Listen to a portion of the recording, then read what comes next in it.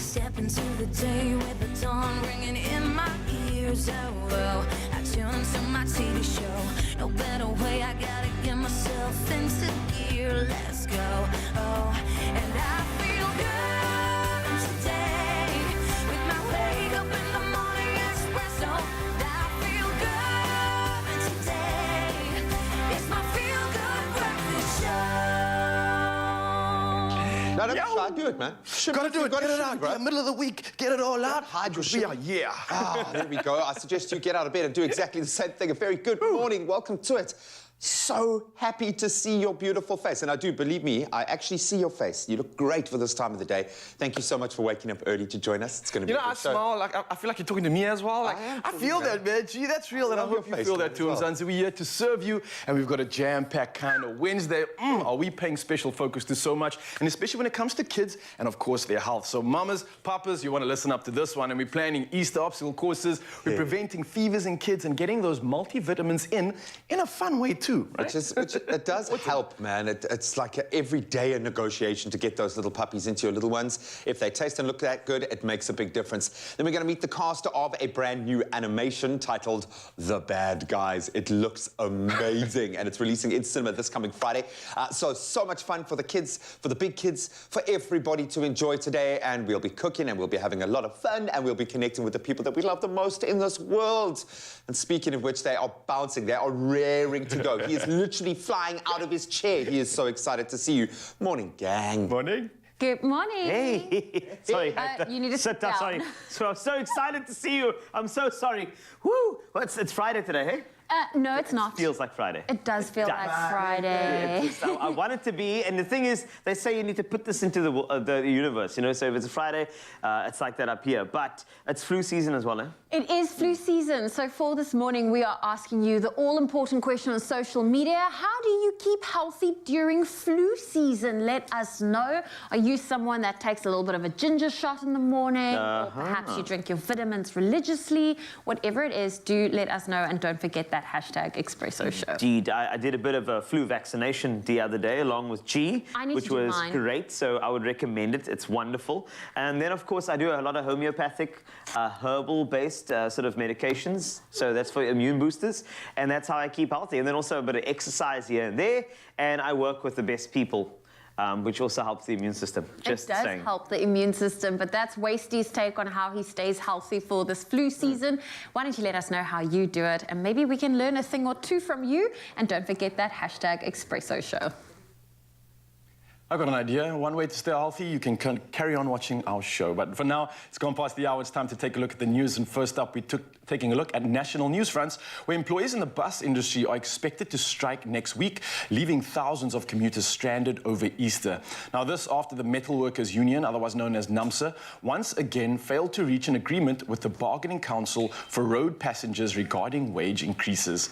Now, spokesperson Pakamili Shlubi Majola says the union is demanding a salary of 12,000 Rand per month for low-paid workers, as well as medical aid, housing allowance, night shift allowance, and less overtime work. Now, she said only a meaningful offer would be able to fend off the strike. Now, sticking to national news, infectious disease epidemiologist Professor Salim Abdul Karim says South Africans could expect a fifth wave of COVID-19 infections in early May. But this would be dependent on the emergence of a new variant. Now, he said it was unlikely that a new wave would be driven by a past variant, as many had developed immunity. Now, Karim added that the case surge in China was not of immediate concern, and it was being driven by the Omicron variant, which had already peaked in South Africa. Now, citizens have been warned to remain vigilant through this time. Now, moving from national news, we head over to international fronts, and climate change is a hot topic right now, and it is one to blame for the outbreak of a pest in Uganda that attacks cereals and grazing pastures. And the country's agricultural minister has the following to say. Now, African armyworm, different from the one which devastated farms across East and Southern African terrains 5 years ago, has been reported in at least 14 administrative districts across Uganda.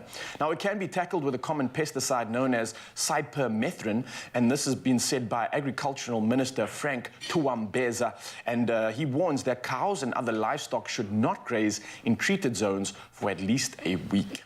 Next up, moving over to the fronts of Korea. Now, the sister of North Korean leader Kim Jong-un says Pyongyang would retaliate with nuclear strikes if South Korea was to launch a preemptive attack. Now, Ms. Kim Yo-young was responding to South Korea's defense minister Soo Wook, who had said the South was able to strike the North's missile launching points, thereby sparking her angry reaction. Now, on Sunday, she directed a verbal lashing at the defense minister, calling him, and quote, a scum-like guy, unquote. Now, she added that North Korea did not want a war, but would respond if attacked. Now, next up, on a slightly lighter note, and maybe an inspirational one too, living with blindness has not prevented former Orlando Pirates defender Bernard "Shoes" Lushosi from following his dream to make a contribution to the education of children with special needs. Now, Lushosi, age 57, of Mondier, Johannesburg, went completely blind in 2020 due to diabetes, but had obtained his doctorate in learning support, guidance and counseling from Pretoria University a year earlier in 2019. Now, recently, soccer legends such as Linda Bertolezzi, Eugene Zwane, Edward Mortale has all gathered to honor the Shoes Lushosi for his absolute courage. Now, he qualified as a teacher before retiring from football in January 2005, and he joined the Albertina Sisulu Center in Orlando West, a school for children with severe to profound intellectual disabilities, as principal. Now, this former idol of millions says his dream now is to develop a curriculum for the training of educators who teach children with special needs. Eugene Zwane said, and quoted, it's not often one finds a soccer player achieving what Shoes has. We felt as legends we had to honor and celebrate him, unquote. Well, incredible work being done, and I hope that it does nothing but continue. And that's a wrap-up of the news on my side. For now, it's time to take a look at the sport, and here's the G-Man with the latest.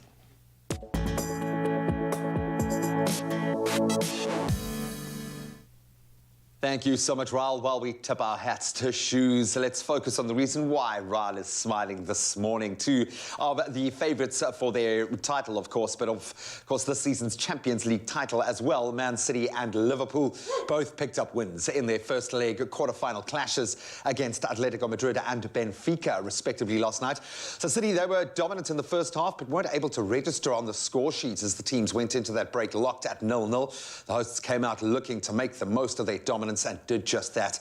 As substitute, Phil Foden provided the assist for Kevin De Bruyne to slot home what would prove to be that winning goal.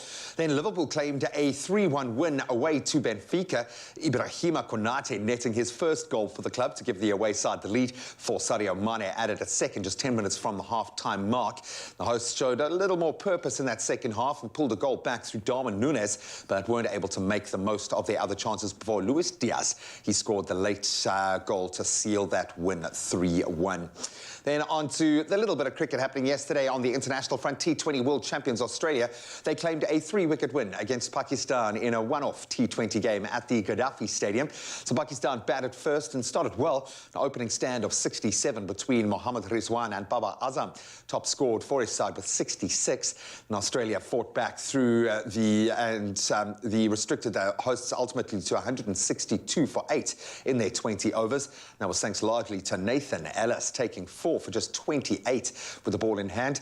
And in response, the visitors were led by Aaron Finch at the top of the order, with the opener scoring 55 from 45 to guide his side over the line.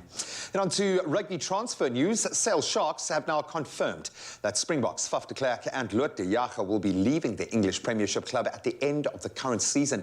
So de Klerk has made 95 appearances for the Manchester-based club. That was since joining from Lions ahead of the 2017-2018 Premiership season. He's become a club legend in that time, scoring 14 tries and 39 conversions and 241 points for the club. And de Jager has played some 25 times for the same outfit, scoring 3 tries since he joined from the Bulls after the 2019 World Cup. Meanwhile, the Bulls have secured the services of very talented number 8 Al Khlo, who has signed a new contract up until 2027. And then the big news on the golfing front gives us all a little hope. 5-time champion Tiger Woods is planning to to play in this week's Masters just 14 months after suffering what was a life-threatening set of injuries in a very well-publicized car crash. So Woods will play 9 holes today before confirming the decision, but in a news conference at Augusta National yesterday, the American said, "As of right now, I am going to play." Woods has been paired with 2010 British Open champion South African Louis Oosthuizen and then Chile's Joaquin Niemann for the first 2 rounds of the Masters in pairings released yesterday. Oh man, let's hope we see him back out officially on that course. But that's where we leave our sport for now. Let's get the latest on the weather front with Carl.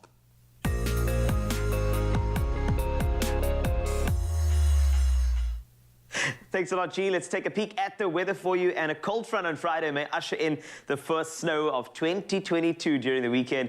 Both the SA Weather Service and the SA Storm reported have confirmed that snow is likely to fall in parts across the country this weekend. And this will be the first snowfall of 2022. The Weather Service said high-lying areas of the Eastern Cape and Lesotho would be affected, as well as the Drakensberg region. Residents in these areas should expect a cold front on Friday. Meanwhile, SA Storm reports that they have received numerous inquiries about snowfall forecast this weekend over Lesotho and some parts of SA.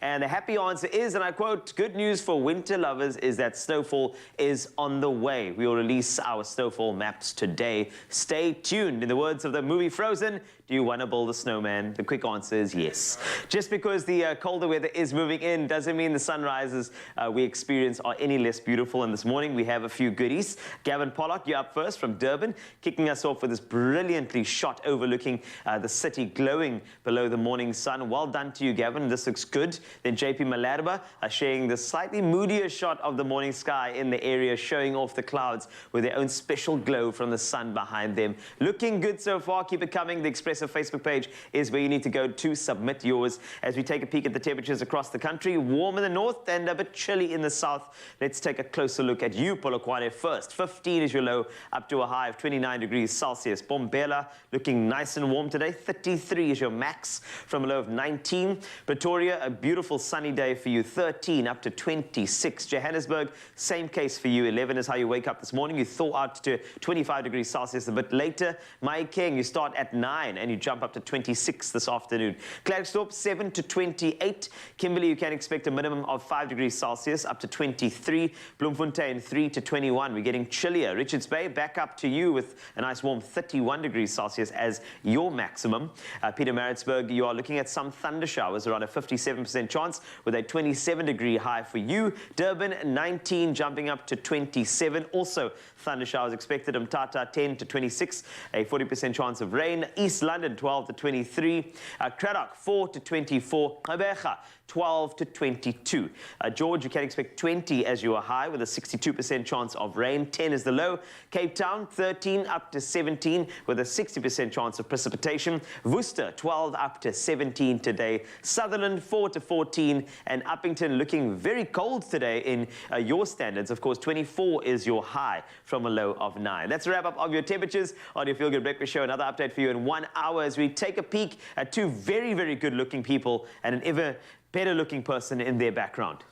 Oh, hi, Wasty. We see you in the back. We see you. Well, we're about to take a quick little pause, go refill those coffee cups, because when we get back, it's all about hearing the real moms' stories. School holidays are now officially over for some parents, but of course, the snacking and getting back into a routine is a reality. Back in the kitchen we go, and we're not stopping there. We're also going to have some fun and games. We've got an obstacle course coming up. Jamie is taking on Tabiso. She's hosting it. This one's going to be crazy, so don't go anywhere. The fun will continue in just a bit. What's beta-glucan? Hello, do you know what beta-glucan is? What is beta-glucan? No one knows what beta-glucan is. Beta-glucan is a natural fiber in jungle oats that helps lower cholesterol and keep hearts well. Yes. Jungle, do life with heart.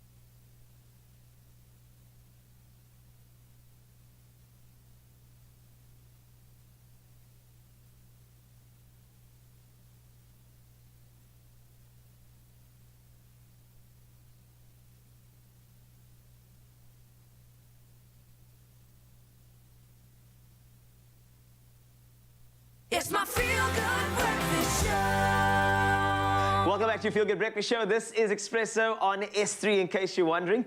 And I can tell you, with our little bunnies running around, Easter can be a lot to juggle for busy parents out there. And we've been asking you to join the Easter holiday conversation and are loving all of your hashtag Real Mom stories. One comment that actually stood out for us, in fact for me as well, is that Dina Padiachi, who was absolutely amazing. Dina, of course, loves his wife's Easter dishes.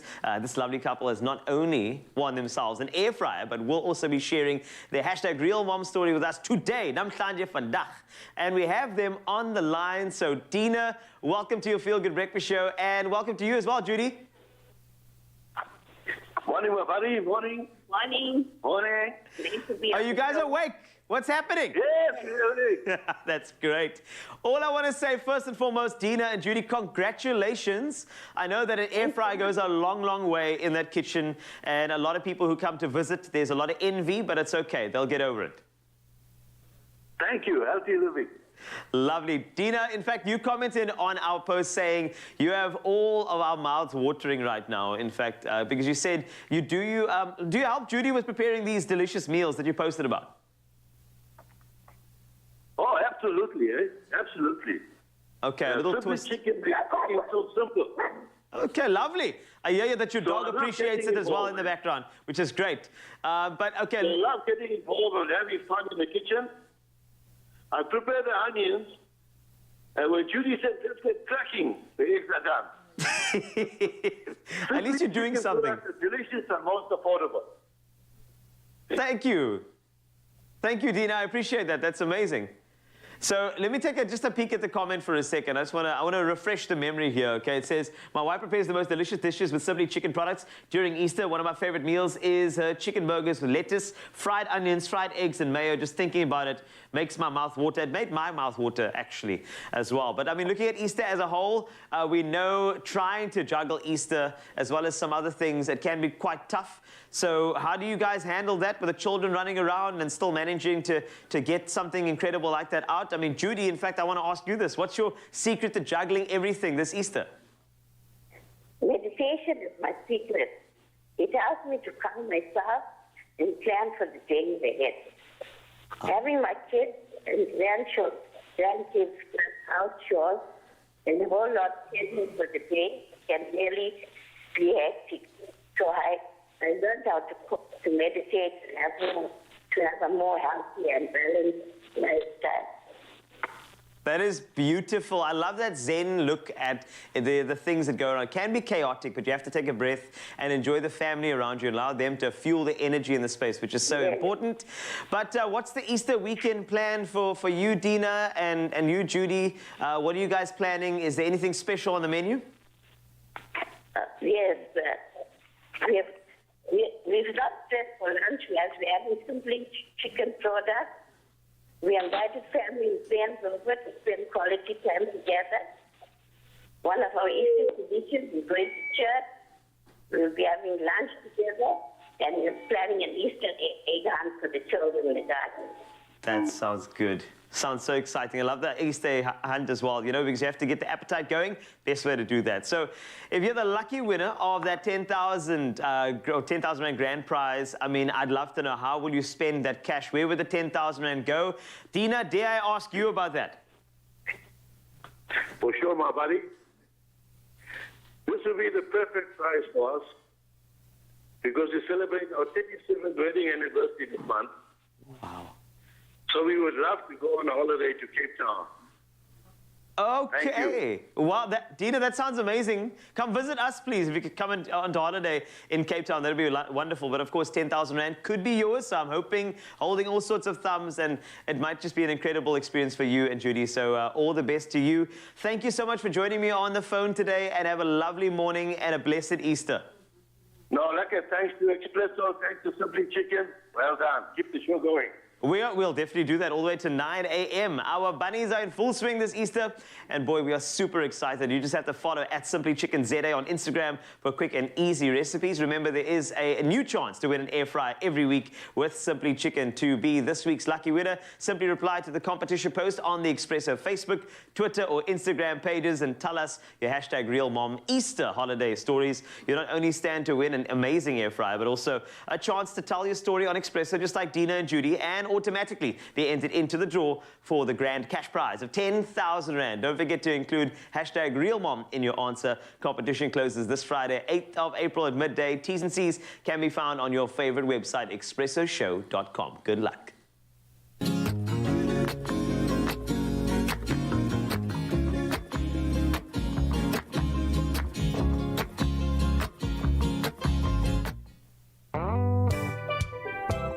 Yes, Easter is coming. I don't know what gave it away, but I've got my special Easter coach outfit. I'm like the bunny coach to guide us through a little bit of Easter fun. I think when we were a kid, maybe when you were a kid, I wanted to know if you loved the Easter egg hunt, all of those cool activities around Easter. We loved that. Things have been updated drastically, and of course, at the Crazy Store, they have taken Easter to an entirely different level. Yes, they've got the eggs, every kind of egg that you can imagine, but they've got the coolest kind of accessories. Show us what those ears do.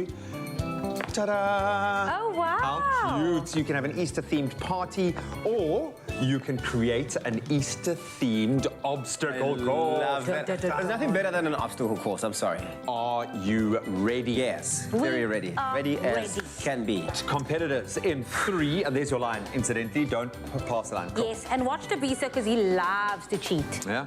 Oh! Yes. Watch Jamie because she loves to be slow, and so it gives me room to cheat. I love the smack talk. You're going to need it. All right, eyes on the prize. In 3, 2, 1, start winding up your toys. These guys are really cute. If you're having like a horrible, mundane day at work, just get My this guy. chick is going. Come on. Whoa! Okay, not one yet. Whoa! Work on your technique. Whoa, Keep going. yeah, got one Still there. going. Oh, your guy's fallen over. Oh, there's one. We got one plays one. One plays two. My chick is still doing the Your things. chick is rocking and rolling. Chicken. What? The rabbit chick- police. my Okay, chick has I'm stopped. disqualifying I've you got 3. one. Okay, I'm going to give you 2 because I saw a foot cross the line there. Right. Oh! And I'm going to give you 3. So that's an even, Stephen. Well done. You guys were fantastic bunny ear competitors, and your chick's still going. My The little party animal. Your chick died. But I'm going to call it an entire 3 plays 3.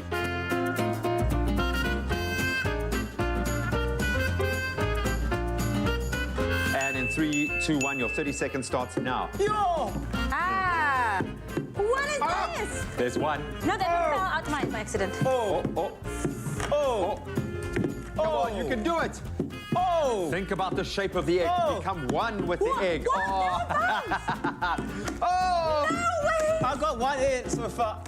This is... I got mine! That's mine! No, That was mine! It went into Jimmy! I'm so sorry. That was mine! 2. That was my one!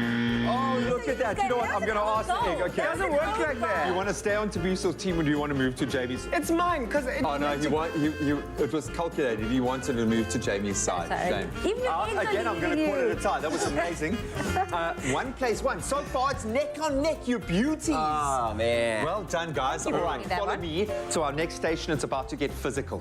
Okay, well, I'm And bring taking your my little basket buckets with me, you. and I'm taking one for you. Here you go. Thank you. Now it's time for you to walk in another man's shoes, or in a bunny's shoes, in their footsteps to be exact. Got these gorgeous little cute bunny footprints. Now it's still tie. It's still neck and neck, guys. Okay. I need a leader to come out on top. Now cool. I want someone to show that Say tiger's less. eye. I'm going to give them. Should we give them another 30 seconds to We get can do through 30 this? Can you make seconds. it there in 30 seconds? You think you can? We can. Well, let's see. In 3, 2, 1, hop away. Oh, 2 feet on the ground. Call it. Steal one of yours. You got this, girl. In the heels. In heels. I am Come on, amazed. I did an extra point I'm for amazed. this. Lisa, you're like a blue crane. It's like you were born on one leg. Hey? It was. That's 7, 6. Come on, Jamie. 5, 4, 3, 2, 1. Whoa! Oh, very dramatic. Beautiful stuff. I'm gonna give you an extra an extra 3 seconds just because you were in heels, and that was so impressive. Okay. The heels, please. All right, so please count your gold coins. 1, 2, 3, 4, 5, 6, 7, 8, 9, 10, 11, 12, 13. That's quite a haul. 2, Mr. Bunny. 4, 6, 8. Oh, wow. Oh, look 10. at Did that. I go any further? There's Blue Crane, and he's done it. So we have a leader out come on the board. Come on. Congratulations. About 20. Okay, 3, 2, 1, go. 1. Mine's on already. Thank you. No, that's unfair. No, it just came on. Go. And your 15 seconds starts now. Oh, they've chosen the same arena to play in. 6, 5, 4, 3, 2, and stop your engines! Yeah. Wow. All right. Bunny, bunny. Is this going to be a dominance or is it going to be a tie? All right. So Tubbs is 1 point ahead in our overall standings. Okay. Go first. So you go first. Go for it, buddy. Like we're counting how much stuff we How many did you get? 1, 2, Nice. 3, Oh, I love those. 4, Oh, a bag of gold coins. You got a lot of gold coins. You're wealthy in chocolate coins. 5. Nice. But we should count each No. I know your ways. I know your ways. 6, 7, 8. He's lying. Only 7. 7. Okay, lucky number 7. Does it do it? Does it do it? Is that going to be enough to win him this thing? Okay. 2. 2.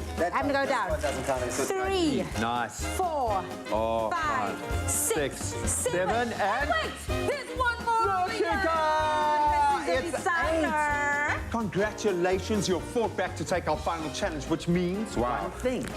You guys have drawn our Easter egg challenge. Congratulations. Absolutely beautiful stuff. Whatever your favorite is, guaranteed they have got what you need this Easter with eggs and bunnies galore in over 400 crazy stores. There is something for literally every bunny out there this Easter. Maybe it's their delicious Klett chocolate bunnies imported from Germany. They're amazing. Or maybe you're just excited to get your hands on a bunny accessory like we are displaying right now. Beautiful. And the kids are going to absolutely adore them. Whatever it is, get yourself down to your nearest crazy store and be inspired and fill up your very own basket with plenty Easter gifts for the whole family. Got some for myself and Luca and for the entire family. Can you wag your ears one last time? I can. Just one. Oh, that's your crooked ear. Guys, I haven't even had one Easter egg. Oh, I'll share It's with an you. extra point for whoever's going to give me one. Oh, There we what a go. bunny. Big or small, we have got it all. Everyone will find something at the Crazy Store. It's no wonder South Africa considers the Crazy Store the crazy fun place to shop.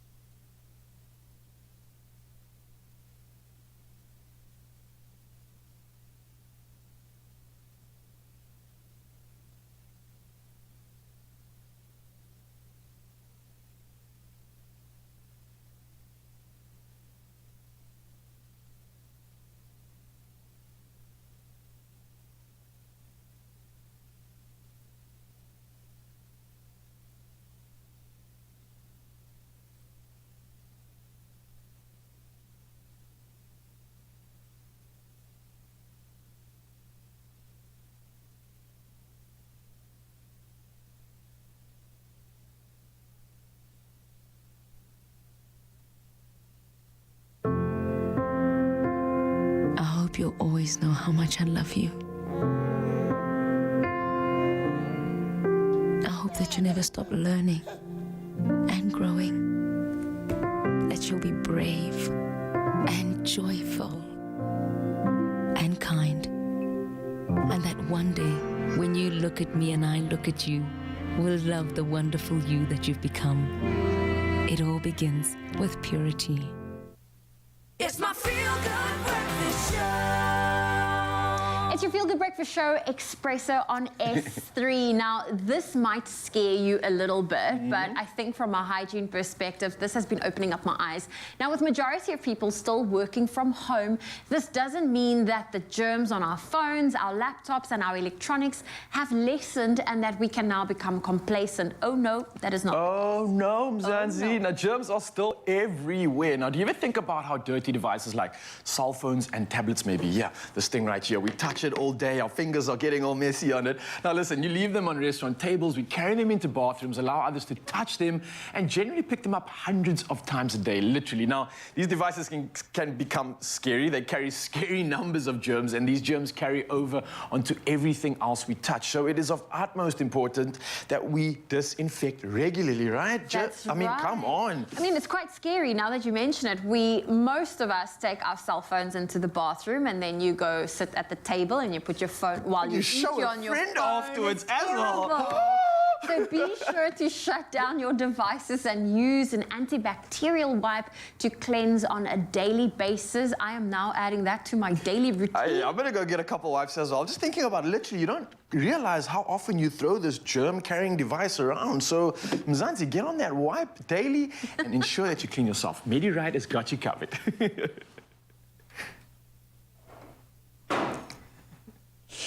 Thank you, gang. Now that we've got everyone second-guessing their hygiene at home, I can promise you we have made sure that this kitchen is beautifully hygienically clean so we can whip up something extra special for the little ones. And Chef Chumi is here to do it. We absolutely love when we find a new way of getting healthy nutrients into our little ones. So, Chumi, this looks like it's going to hit every single one of the marks. Stick around. So, we've had classic fashion from Timby, classic cars, thanks Chad, and we've seen classic hairstyles. And you, Michael? Classic! A classic range from Clover. Timeless taste. Made with love by Clover. So when it comes to those kids' favorites, cheese and potatoes, always a winning combo. Classic cheesy potato croquettes served with a beautiful creamy dip. Perfect answer and guaranteed to keep the kids coming back for more. Not just the kids, the whole family's going to love this one. We absolutely dig it. And of course, we are going to be using our Clover Classic Dairy Snack. Deliciously smooth and creamy dairy snack that gives the croquettes a beautiful and creamy taste as well. You can add different types of herbs, flavors to the croquettes, like chopped bacon. I love the sound of that. You can even sneak in a little extra veg. As parents, we know that we have to become quite ingenious with the way that we get our little ones to eat something. But a big thing for me is now making sure that my kids and myself and my partner are all eating the same thing, that we're getting the same nutrients, that we're all sitting down to have dinner at the same time. And this looks like a family favorite. Toomy Tooms. My friend, it's not just about nutrients. It's about taste. It's about deliciousness. You know, we want to make sure that they get all those nutrients. But for me, it's about making sure the tummy is filled and I'm happy. Exactly. The last thing you want is to eat nutritious food and you're like, I want to eat because I gotta get healthy. Because you forget, that was a big turning point for me. It was like my son, you know, Jack's the more picky eater at the moment. Like, he must enjoy the food. It's not just about getting it into his belly, but he must actually enjoy it. So I have no doubt that everybody's going to love these croquettes. A couple of elements, key elements to the process. Where do we begin? What do we need to do? Okay, so we start with our potatoes in there. We've got, these are the base for any type, well, not any, but most. Do you need a partner to help you with this? I feel like this is quite difficult. Would you like to invite anyone in? Do we have an assistant in studio? Do you have anyone that's willing to come and help us? Hey, I see someone that I think might love to help. Hey, come here, little gentle person that can, and I think this is the best part about it, because we talk about nutrients, we talk about all these great things, but then how about getting them involved? Do you want to make some croquettes with me? You might be a little too handsome for this set, eh? Come on, guy. So. That's not a competition. How are you, beautiful boy? So you're going to help Mummy, eh? And do you it's know gonna what we're be tough. making? Okay, so back to the recipe. Could he make this on his own, do you think? You don't know what we're making. We are making croquettes. And what croquettes are, in essence, any type of food that you've made into a ball, onto a log, that you then roll in some breadcrumbs and fry. So ours starts with the base of potatoes here that we've mashed. I've got some cheese. Mommy? Yes? Am I going to do this? Yes, you can actually 100%, mix man. up the cheese and the potatoes for us while he Nice does confidence, eh? I like that. Dude, Straight I in mean, there. this is part of the reason why I involve him in the kitchen, because most times he says I'm doing things wrong. So since And you're a this little is bit what- lazy. I think you just want someone else to do the work for you. I mean, Doing a if you great could get job. a free sous Great chef, job. why not? Then, Mr. Second sous chef, how's Yes. about you chop up some parsley for us? I can do that. I can do that. As much as we Pleasure. want it to be tasty as well, we want to, like you mentioned the, nutrition. And then when I'm done, you put it in there. And we Okay, fry. 100%. I'm sure you guys, I hope you guys are listening here, Yeah. following the steps. Write that Make down, eh? sure Please, write to that down. Mix the cheese and the potatoes. We've seasoned our potatoes to the point that we like them. And then we're going to add these fresh green herbs in here. We're using parsley, but I know you, sir, do not like coriander. Coriander, yeah. Why. Like, that would be a bit of a deal breaker for me, but I understand that you do want like a herbaceousness. You want something that's fresh, that's going to cut through. True, but we also like some creaminess. Whenever I make mash, I like to add something creamy in there, and that's where our Clover Classic Dairy All Snack comes the in. way. And you, sir, can keep mixing. You're doing quite a great job. Well done. Well done, my boy. You're doing a Well great done, job. Papa. But also, sir, you also need to do a dipping sauce, because croquettes are great on their own, right? The flavor's amazing. But we needed something to dunk Just to them in. zhuzh it up just a little bit. Okay. What are the flavour there? Are the herbs finely chopped enough? Because I'm guessing you want them to be pretty... Yeah, you look, you guys are doing quite an amazing job. If I was to open a restaurant, at least I know what team I need, and you guys are 100%. fitting the bill. Sir, please chop, or rather add those beautifully chopped parsley herb. All right, so you ready? into Can I here. put them in? Okay. Is it a yes from you, chef? Yeah. Okay, awesome stuff. It's a yeah. While he continues mixing here, in essence, what we want is we want to make sure that this mixture is nice and thick. You've over there got some red pepper pesto that we made ahead of time. You can just add that into your bowl, mix in some of that lemon juice, and then mix in some of our Clover Classic, about a cup into there. Because like we said, we want it to be nice and creamy, so you've got those sweet pepper flavors that go in there, the tangy lemon juice that goes in there, and then the Clover Classic basically just balances it all out. Beautiful. And while you keep mixing, Mr. Sous Chef, I'm going to show you what happens after this. So we've made this potato mixture, excusez-moi. There we go. Once it's made, we form them into these beautiful logs. You see, we are I'm even doing being a little bit blessed. of a great job. I think so. Yeah, You're you've doing a done little an bit of a great amazing job. I love that little self-affirmation in the morning.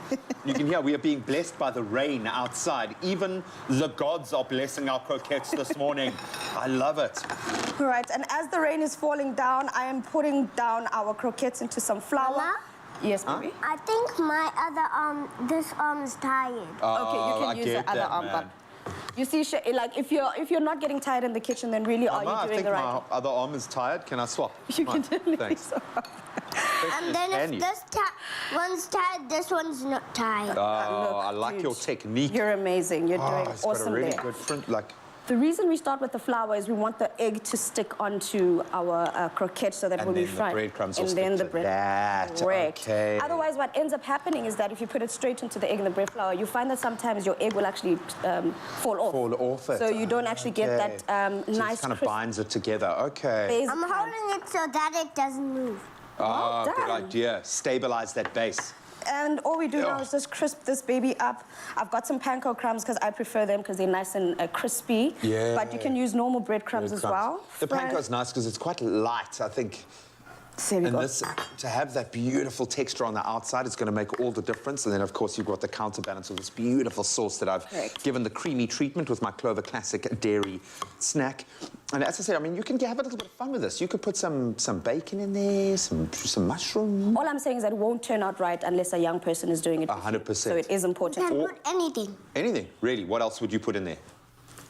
Smarties. Yeah. Yeah, 100%. I love it. Boom.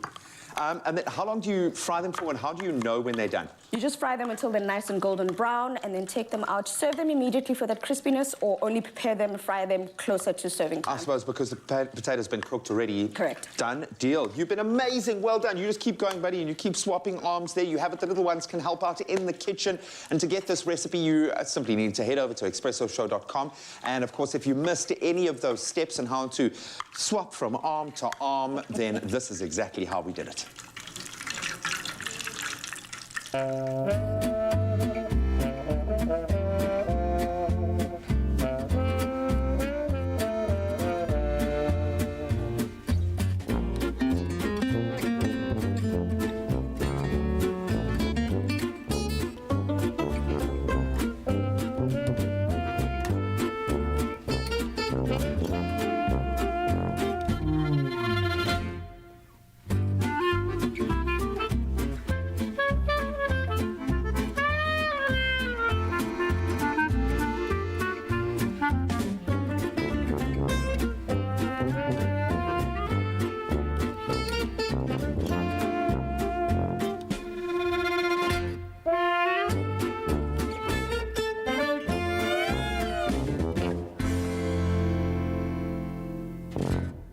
Made with love by Clover.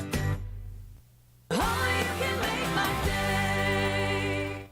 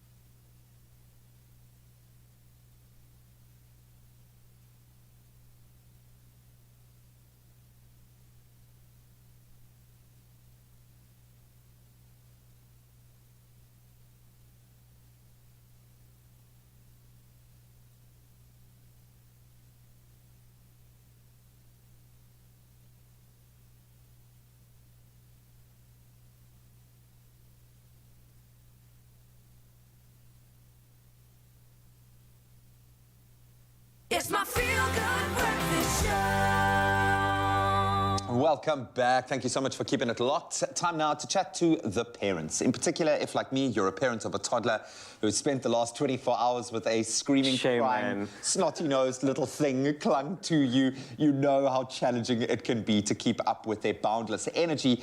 But their carefree approach to life is actually quite inspiring. I love the fact that there is always a smile despite feeling so awful. But every now and then, of course, it seems like their energy has taken a bit of a dive and they're not devouring food like they used to. Now, a lack of energy and appetite are often the first signs that a fever might have kicked in. But how can you say for sure? Well, that's why we are here, to help you, to bring in the professionals to assist you this morning. Joining us via video call is a pediatrician, Yolandi Visser, to tell us more about pain and fever in toddlers and what to look out for and how to treat it. More importantly, doctor, thank you so much for joining us this morning. We're really, really happy to have you. Thanks for helping the parents in advance, because this little area when it comes to toddlers, you know, they're full of energy. A lot of the time you get this sort of cultural thing where the toddlers are just running around, don't worry, it's just a, you know, they'll be okay. But we have to actually really notice these signs to make sure that our interventions are quite early. So, doctor, first and foremost, what are the general signs that a toddler has a fever? Yeah, that can sometimes be quite difficult. Obviously, as parents, you know your child well. So the little ones, sometimes they're just not themselves. They're irritable, they're miserable, they just don't want to eat. Sometimes they feel warm. You can actually see their face flashing. Sometimes they might have shivering. The appetite will go backwards. And if it's in the night, they might wake up and they'll either cry or they'll be upset. So if you know your child, you'll know there's something wrong. And then you go and grab your thermometer, and really doesn't matter which one, and then you take the little one's temperature. Should parents give their toddlers paracetamol first or go straight to a doctor and get a prescription? That is also dependable on the age at the end of the day. If we're already at a toddler's age, I feel strongly that you should treat the fever at home. That's the reason for them feeling unwell, and then sometimes they will stop eating and drinking, and then you might end up in hospital, and you could have prevented it. And you can actually just bring the temperature down and prevent it from reaching very high levels, or even, I'm sure you guys have heard about fever convulsions, and that's one of the reasons we're also giving paracetamol. And you can safely give that at home before you see a doctor. You know, parents are not perfect. You know, what happens is when your child is in distress... Oh, come on. Okay, well, not all of us. But, you know, when your child's in distress, you want to grab something very quickly and you want to just throw it down their mouths to make them better. But, of course, that could be quite dangerous as well. So the big question here, doctor, is what is the recommended paracetamol dosage for toddlers? Yeah, that's always a good question. Usually at the back of the box or on the bottle, there's a general dose guidance.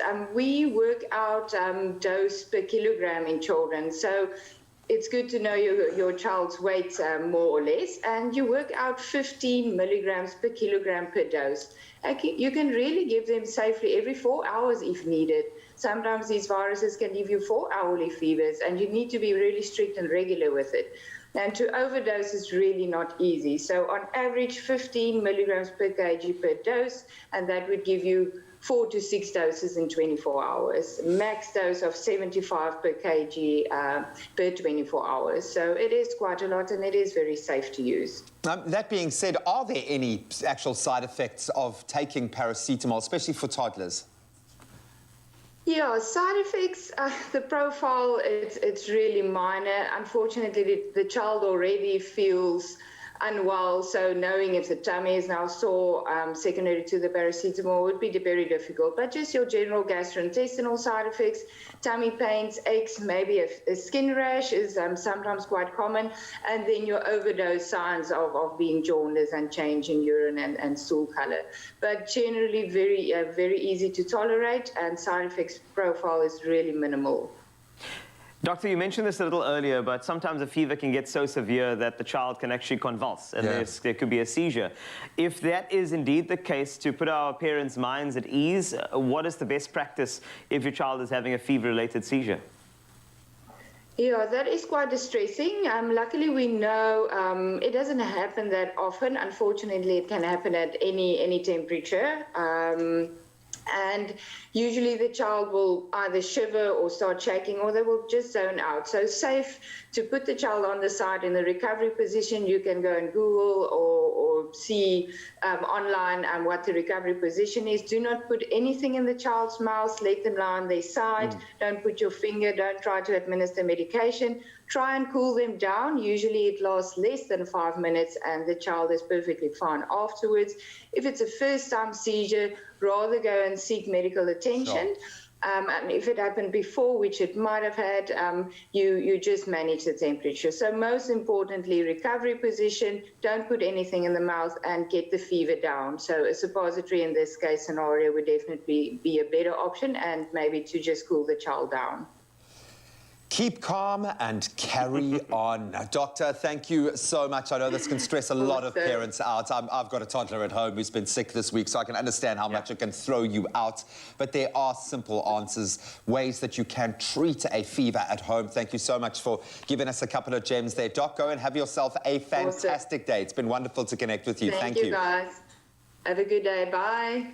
Thank you, Doctor. And I mean, this is fantastic. These are great tips for parents. But if you are concerned about your child's health, and if you have any questions, do remember to contact your doctor directly. They've always got the best advice for you. Introducing new Panado Pediatric Syrup 5ml sachets. They're really convenient to pack and easy to use, so you're always prepared for pain and fever, anytime, anywhere.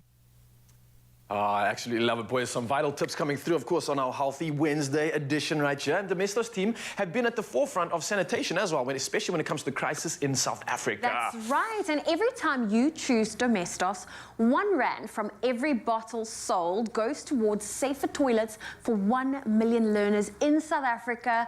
That is amazing. That's so cool. I absolutely love it. And now, the next time you buy a bottle, there's something, a little something in it for you too. Let's find out more.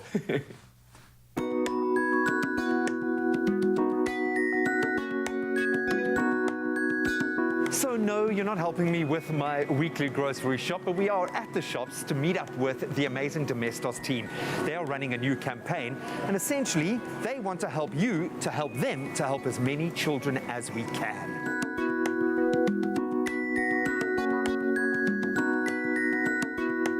Mbali, I think you know how much I love your amazing team and how invested I am in this project. You've been there from the inception, 10 years of using Domestos brand power to affect measurable change on the ground level where it's needed most. But I've got to ask you, for someone who has been there from the beginning, from the very inception, 10 years down the line, achieving what you have, what has been motivating you and your amazing team through this journey? To answer the question quite simply, what's motivated us is not being happy to see a child go to school and being exposed to unsafe and unhygienic facilities when they want to use toilets. Domestos has committed to the social mission that we have, which is to win the war against unsafe and unhygienic sanitation in schools. By the year 2030, Domestos is committing to improving and providing proper sanitation access to 100 million people globally. That is why we as Domestos South Africa are committed to winning this war against unsafe and unhygienic sanitation in public schools around South Africa.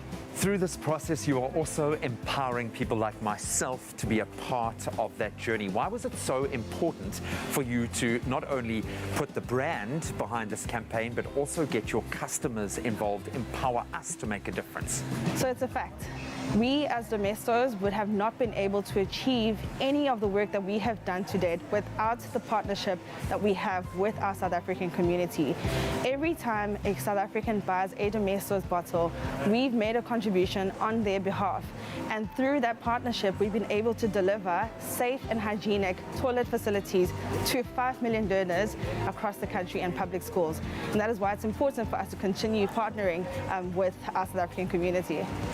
You've made it easy for us to make that contribution, or at least you are doing it on our behalf with every purchase that we make.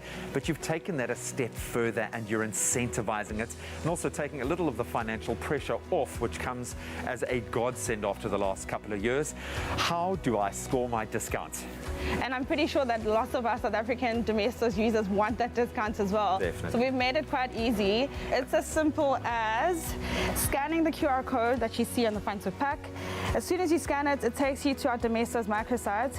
On the microsite, you press sign up now and you share a bit of your details with us, answer 2 questions, and you get your instant guarantee 10 Rand off your next purchase, and you'll get that voucher via SMS. Absolutely brilliant, and I love the fact that there is more information about the campaign, because I think people might be surprised their purpose and your purpose might be perfectly aligned. Absolutely. I love you guys. Love you. Thank you so much for doing the work that you do every day.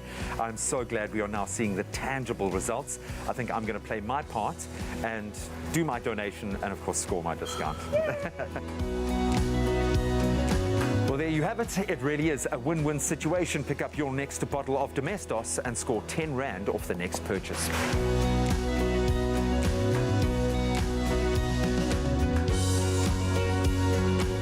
Every time you just walk into a shop and purchase a 750ml bottle of Domestos, you are literally helping them to fight the war on the sanitation crisis in this country. And you know that 1 Rand is going to be donated towards helping at least 1 million children this year have access to a better life. How are you going to play your part?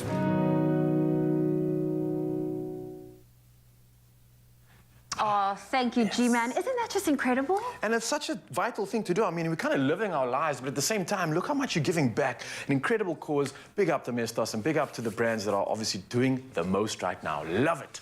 Well, we still have lots more coming up on your Feel Good Breakfast show, so don't go anywhere.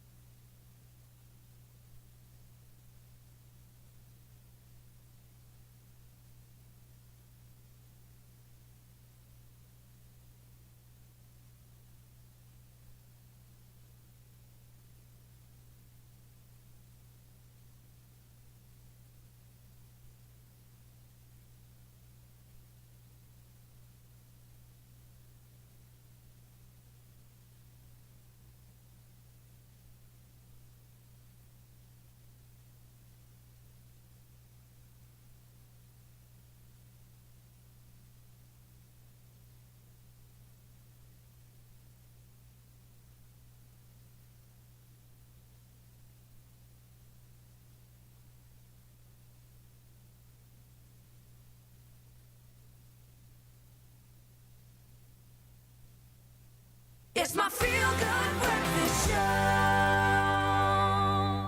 Welcome back. Yes, we have a special focus on parents and our little ones this morning, and we're talking health. And with winter right around the corner, in fact, starting to creep in places, term 2 of school back in full swing, the nasties are doing the rounds. It is so important that moms and dads protect their little ones' immune systems with the right multivitamins. Prevention is better than the cure. So let's give a warm welcome to one of our favorites, the lovely Tulja Trikamji, as she unpacks this topic. For once, we're not talking about the skin, as you pointed out a little bit earlier. We are talking about our little ones' immune systems. And this is it's a difficult one for parents to broach, because you kind of know that you need to develop that immune system, so they're going to have to get sick. They're definitely going to get sick when they go to school, but you want them to be as healthy and as strong as possible so they bounce back as quickly as possible.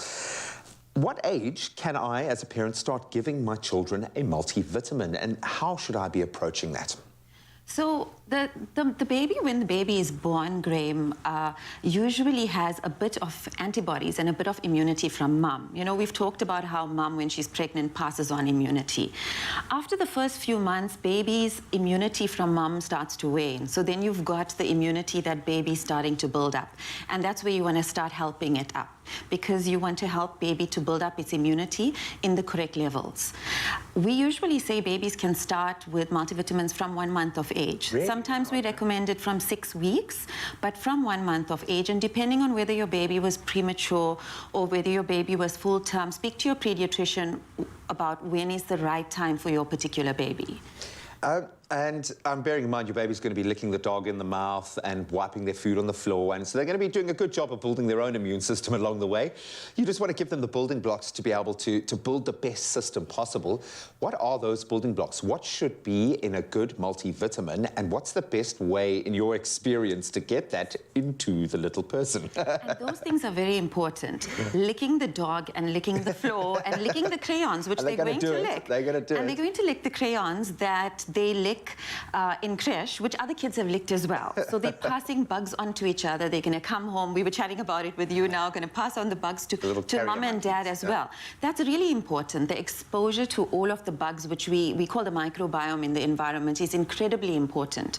But how you're going to help them up is by making sure that they get correct amounts of specific types of vitamins. So I always tell moms, just remember your ABCs.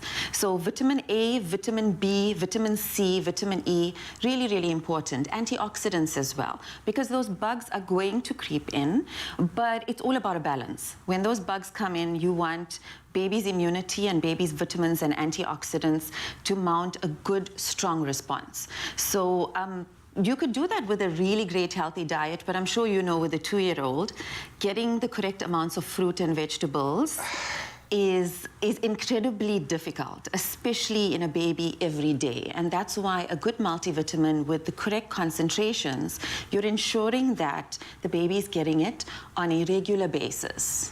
And hence why we call it supplementation, because we need to fill in those gaps. Yeah, I go through phases with my little ones where some days they'll take anything, they'll go into the cupboard and get it themselves. Then the next day, nope, they've never liked it, they never want to taste it ever again. I'm like, but why? You were doing this yesterday. How come what do you do for parents who are picky eaters, don't like a syrup, maybe don't like the texture of something? How do we get it in there? So, bribery, unfortunately, works really well. And if you could make your child believe, a bit of manipulation here, if you could make your child believe that what they're having is not actually medicine, and it actually is like a sweet, it's a treat.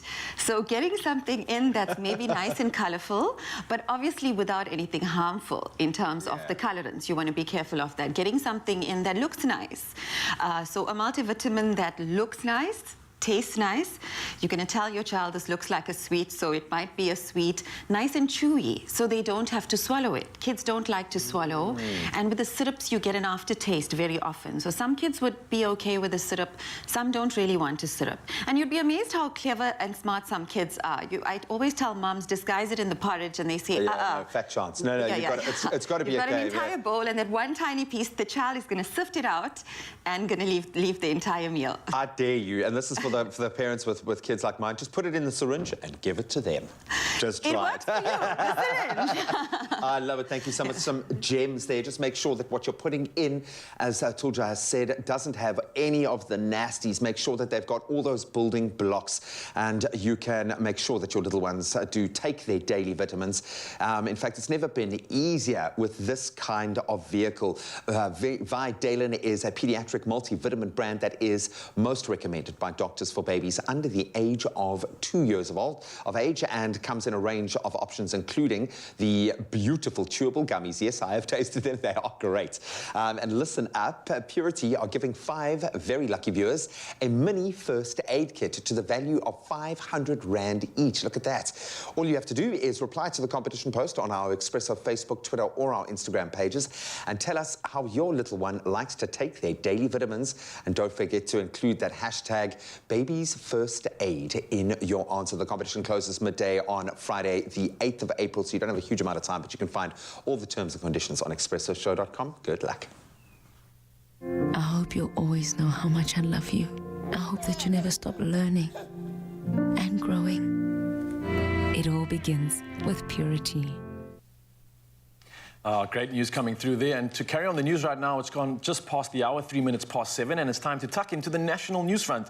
Starting off with Gauteng Traffic Police, who have launched an investigation into a trolley hitchhiking incident. Now this, after 2 videos were widely circulated on social media in which a hitchhiker in a grocery trolley holds onto a speeding truck along the N1 South east of Pretoria.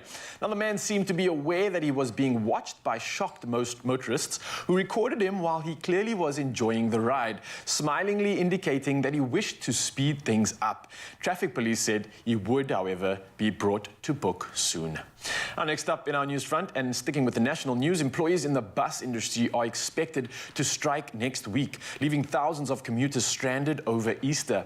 Now this after the Metal Workers Union, known as the NAMSA, once again failed to reach an agreement with the Bargaining Council for Road Passengers regarding wage increases. Now spokesperson Pakamile where Shlubi Majola says the union is demanding a salary of 12,000 Rand per month for low-paid workers, as well as medical aid, housing allowance, night shift allowance, and less overtime work. Now, she said only a meaningful offer would be able to fend off the strike. Well, from national news, we head over to international headlines and moving to Ukraine, where President Vladimir Zelensky yesterday outlined a list of alleged Russian atrocities in a speech by video link to the UN Secretary Council. Now, he described how Ukrainian civilians were allegedly killed by invading Russian forces, and he said people had died in their homes, on the streets, and were crushed by tanks in their cars. He said Russia should be held accountable and removed from the UN Security Council. And Zelensky also showed a graphic video of images of dead Ukrainians, some burnt and disfigured. Now, Russia denies any war crimes. Now, next up, moving to the world of climate change, which is to blame for the outbreak of a pest in Uganda that attacks cereals and grazing pastures. Now, the country's agricultural minister has the following to say. He says the African armyworm, different from the one which devastated farms across East and Southern Africa 5 years ago, has been reported in at least 14 administrative districts across Uganda. Now, it can be tackled with a common pesticide called cypermethrin, and this was said by Agricultural Minister Frank Tuambeza, who warns that cows and other livestock should not graze on treated zones for at least a week. Now, next up, a lighter note and moving to entertainment news. Kourtney Kardashian, 42 years old, star of Keeping Up with the Kardashians, and Blink-182 drummer Travis Barker, age 46, have officially tied the knot. Now, after stepping out hand in hand at the Grammys in Las Vegas in the US on Sunday night and sharing a steamy kiss, the couple wed at the One Love Wedding Chapel at 1:30 a.m. on Monday. Now, Kourtney and Travis wore the same clothes they did to the awards ceremony. The chapel owner, Marty Frierson, said, and quoted, "I didn't know who it was until they pulled up. They requested Elvis Presley and married, tossing the bouquet in the driveway, and then they danced to Elvis," unquote. Now, other reporters say that they had Elvis impersonators perform the ceremony, as it was important to them that someone dressed as the king of rock and roll was the one to pronounce them man and wife. Now, the couple have been friends for years. They became romantically involved and went public with their relationship in January last year. And they've been well known for their extreme public displays of affection ever since. Well, on that note, here's to love and here's to the rest of the headlines. And kicking us off right now with the sport is the G-Man.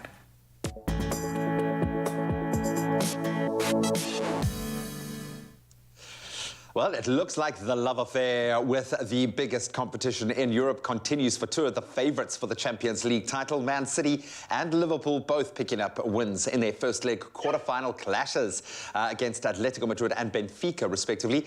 So City, they were dominant in the first half, but weren't able to register on the score sheet as the teams went into that break locked at 0-0. The hosts came out looking to make the most of their dominance and did just that, with substitute Phil Foden providing the assist for Kevin De Bruyne to slot home what would prove to be that winning goal. Then Liverpool, they claimed a 3-1 win away to Benfica. Ibrahima Konate netting his first goal for the club to give the away side the lead before Sadio Mane added a second just 10 minutes before half-time. The hosts then showed a bit more purpose in that second half, pulled a goal back through Darwin Núñez, weren't able to make the most of their other opportunities before Luis Diaz scored later on to seal the 3-1 victory. Then not a huge amount of international cricket on offer yesterday. Let's focus on the one game that happened. The T20 World Champions Australia claiming a 3-wicket win against Pakistan in their one-off T20 at the Gaddafi Stadium. So Pakistan batting first, and they started well with an opening stand of 67 between Mohammad Rizwan and Babar Azam. Top scored for his side was 66. Australia fought back, though, and restricted the hosts to 162 for 8 in their 20 overs. Certainly doable. That was thanks largely to Nathan Ellis, taking 4 for 28 with the ball in hand. And in response, the visitors were led by Aaron Finch at the top of the order. Their opener scoring 55 from 45 deliveries to help to guide his side over the line. Then on to transfer news. As it affects the South Africans, at least Sale Sharks, they've confirmed that Springboks Faf de Klerk and Loot de Jager will leave the English Premiership club at the end of the current season. So de Klerk, who has become a club legend already, has made 95 appearances for the Manchester-based side since joining from the Lions ahead of the 2017-2018 Premiership season. He scored 14 tries along the way, 30 139 conversions and 241 points in total for the club. Diarra, he's played 25 times for the club, scoring 3 tries since joining from the Bulls. That was after the 2019 World Cup. And meanwhile, speaking of the Bulls, they have secured the services of very talented up-and-coming number 8 Elrich Low, who has signed a new contract up until 2027. Then finally, we move on to golf. Great news. 5-time champion Tiger Woods is planning to play in this week's Masters just 14 months after suffering life-threatening injuries in that very well-publicized car crash. So Woods will play 9 holes today before confirming the decision. But in a news conference at Augusta National yesterday, the American said, and we quote, "As of right now, I'm going to play." Woods has been paired with 2010 British Open champion Louis Oosthuizen of South Africa, of course, and Chile's Joaquim Niemann for the first 2 rounds of the Masters in pairings released yesterday. It will be wonderful to see another OG out there doing what he loves. But that's where we leave our sport for this hour. Let's get the latest on the weather front from Mr. Wasty.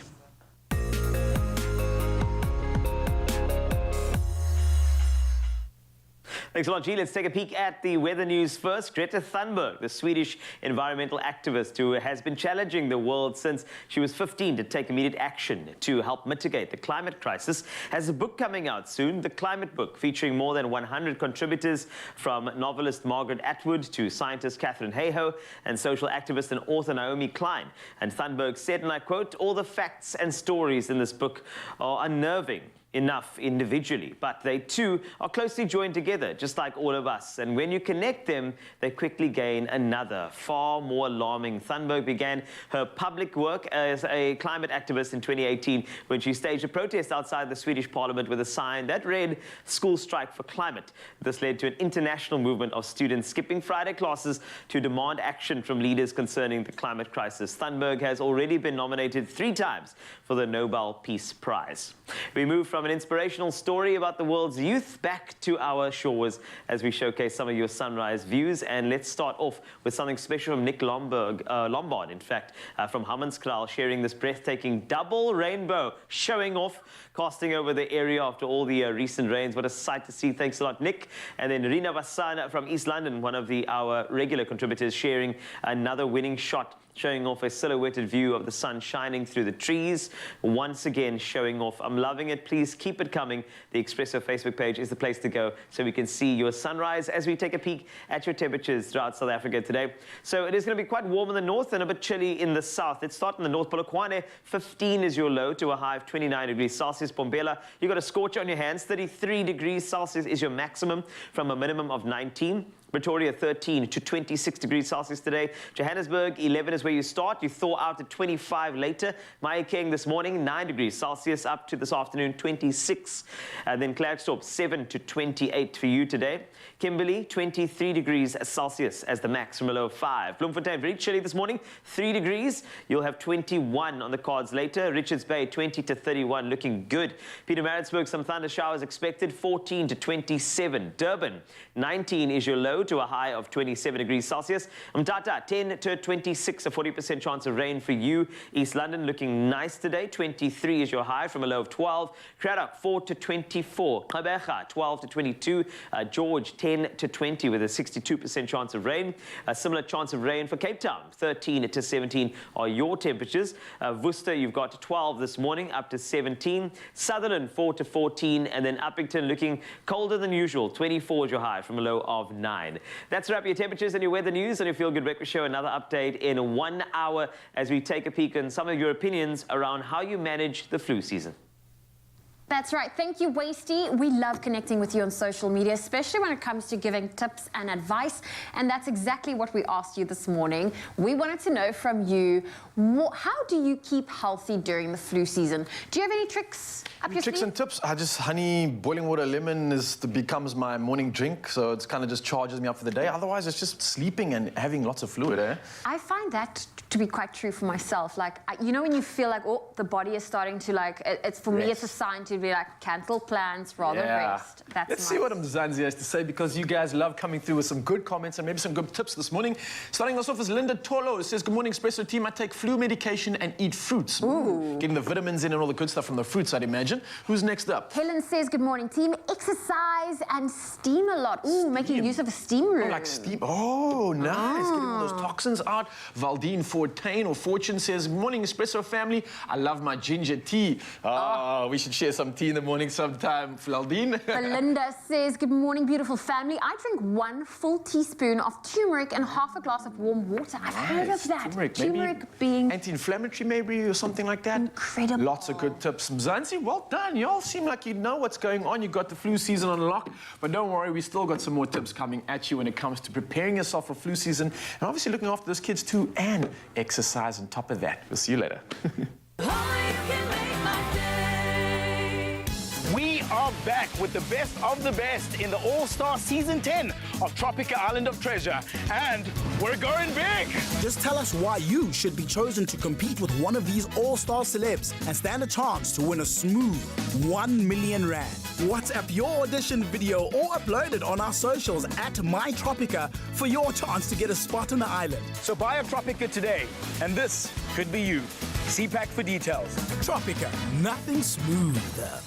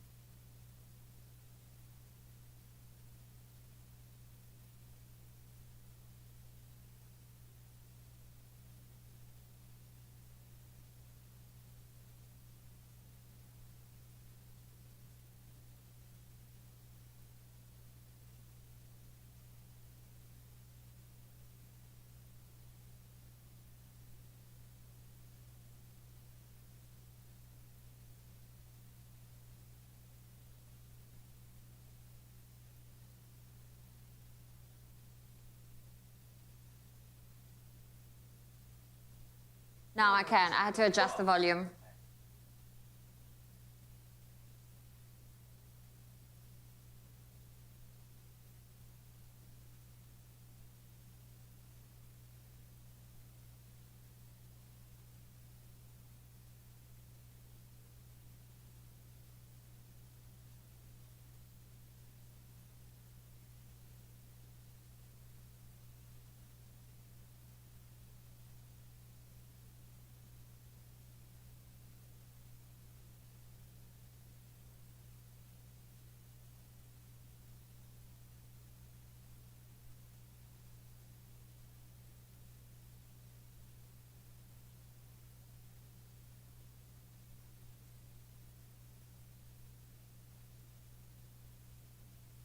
It's my feel-good breakfast show.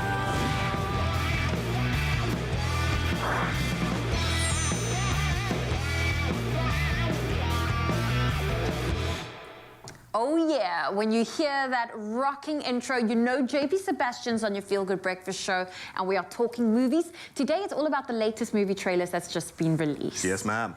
I really want you to work on your air guitar, by the way. That's a very tiny ukulele you work with. Like, you deserve more. It goes with the outfit. This is not very rocket chic. Okay, well, it's almost like a poncho. I believe you should have like more of a mariachi kind of feeling. I'll work on it. I'll work on it. Guy who knows nothing about music talking about it, and now moving on to movies, which he knows a bit more about. So, you know a lot about movies. You are our movie guru. I am the guy who's going to tell you about Where the Crawdads Sing, which is another type of music I don't know too much about. Crawdads, by the way, I had to look this up because now everyone's going to look it up. It's like one of the most searched words after this book came out. Little crayfish, little creepy guys, like half prawn, half lobster, live in marshes of the United States. So are those called crawdads? I guess. What would we call them? Parktown prawns? Yeah. Baby prawns. It would be a horror if it was Parktown prawns. So the story is based on a book, like I just said, New York Times bestseller. I think it held #1 for like, what was it, 120 weeks or something ridiculous. Like, that's anyway. A few years. Okay, I probably overshot then. But it was #1 for a good couple of weeks into the double digits and sold maybe over 10 million. I think it was 12 million books all over the world. So some people might have heard of this one. Didn't come across your radar? Unfortunately not. I'm quite limited with the... Well, it's more of... I'm more author-driven.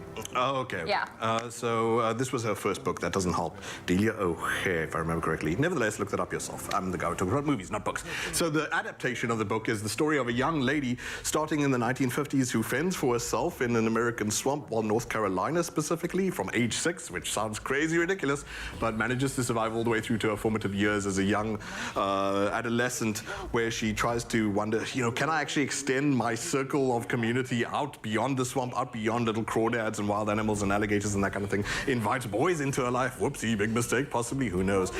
Finds a sweet boy when she's very young who teaches her how to speak English more fluidly, how to write, and how to educate herself, but still prefers, I think, feels very unsafe in letting herself out into the world. She was abandoned several times.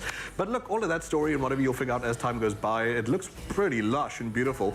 And there seems to be a bit of a romance element to it. Yeah, but what's interesting is that aside from that romance element, you'll see that most of the trailer, ooh, a little gripping flash there, is not necessarily schmoozy, schmaltzy, happy. Everyone's kind of like pretty somber, and that's because, as you just saw a bit earlier, murder goes down. She is suspected because the local town keeps pinpointing her and laughing at her, persecuting her, and then... She becomes the town target. And, yeah, you will see how the story unfolds itself when it comes to SA. Interesting. We'll worry about that at a later date. Crawdads Sing. That's the latest movie trailer to be released. Do we have a release date in South Africa?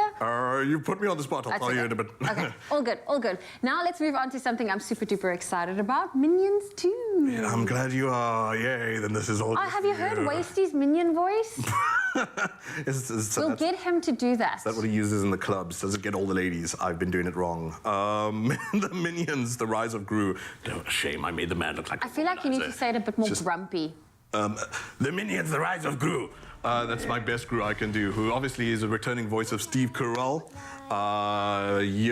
Rejoined with his minions. So this isn't Despicable Me, but obviously in the same universe as Despicable Me.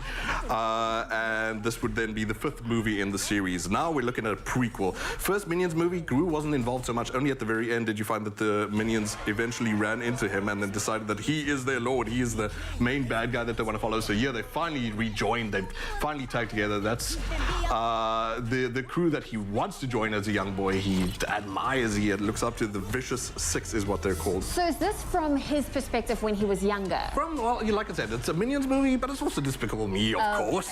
So mostly from the perspective of Minions, however, the story, the formative years of Gru himself. Because the Minions kind of mysteriously go missing during World War II, don't they?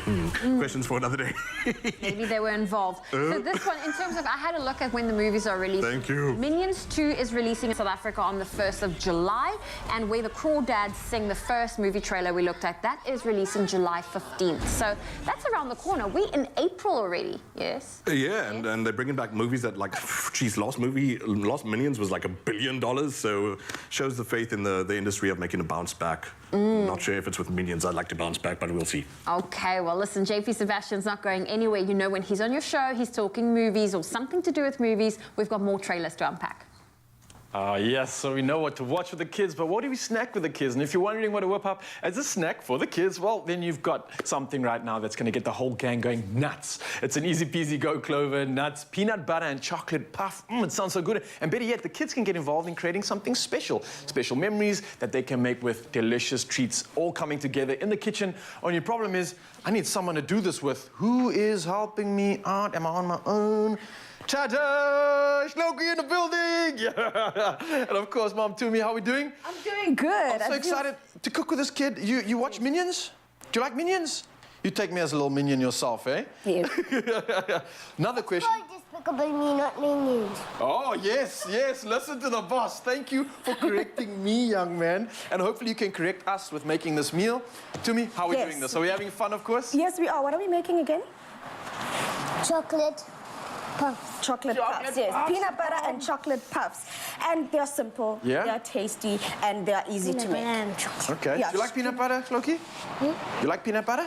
I like a peanut butter and jam. Bread. Yes, and this is not just any peanut butter. Remember, this is the smooth kind, right? Go Clover Nut Smooth Peanut Butter, made with 90% choice-grade peanuts, perfectly grounded to create that smoothness. It's most spreadable. It's a peanut butter that's perfect for lunches, snacks, smoothies, and even something like this. And the fact that we're going to be pairing this with like a little bit of chocolate. Peanut butter and chocolate are a match made in heaven. And it's like if you have the perfect sous chef, that's basically what it is. All you need is the best peanut butter in the industry. And my man's already kind of getting into the game here. He's like, let's go, mama, let's go. He's been. So this is all we do, right? Wait, let me show you first. Oh, look so how smooth that is. we've got our puff pastry that we've rolled out, and all we're going to do, Shoki, is that we're going to spread a nice, generous layer of our peanut butter on there. Do you think you can do this? Yeah.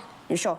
Take it away, Okay, man. perfect. So he's going to do that. Look how easy it spreads. Even a kid can do it. I mean, look at the ease of that. Dude, we're at a point right now where he's starting to make his own breakfast, and he's only 5. So, I mean, if I can get him to do his own breakfast now, I feel like in the next year or so, he'll be in the kitchen Maybe making. 2 years, you can get a bowl, ring it, and Dude. then...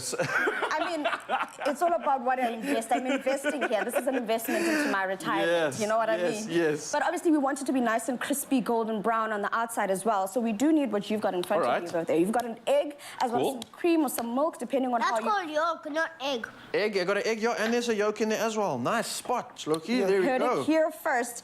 All right, so we just spread a nice thick layer. I know you like your peanut butter, so do you want me to add more peanut butter? You want more peanut butter? Yeah.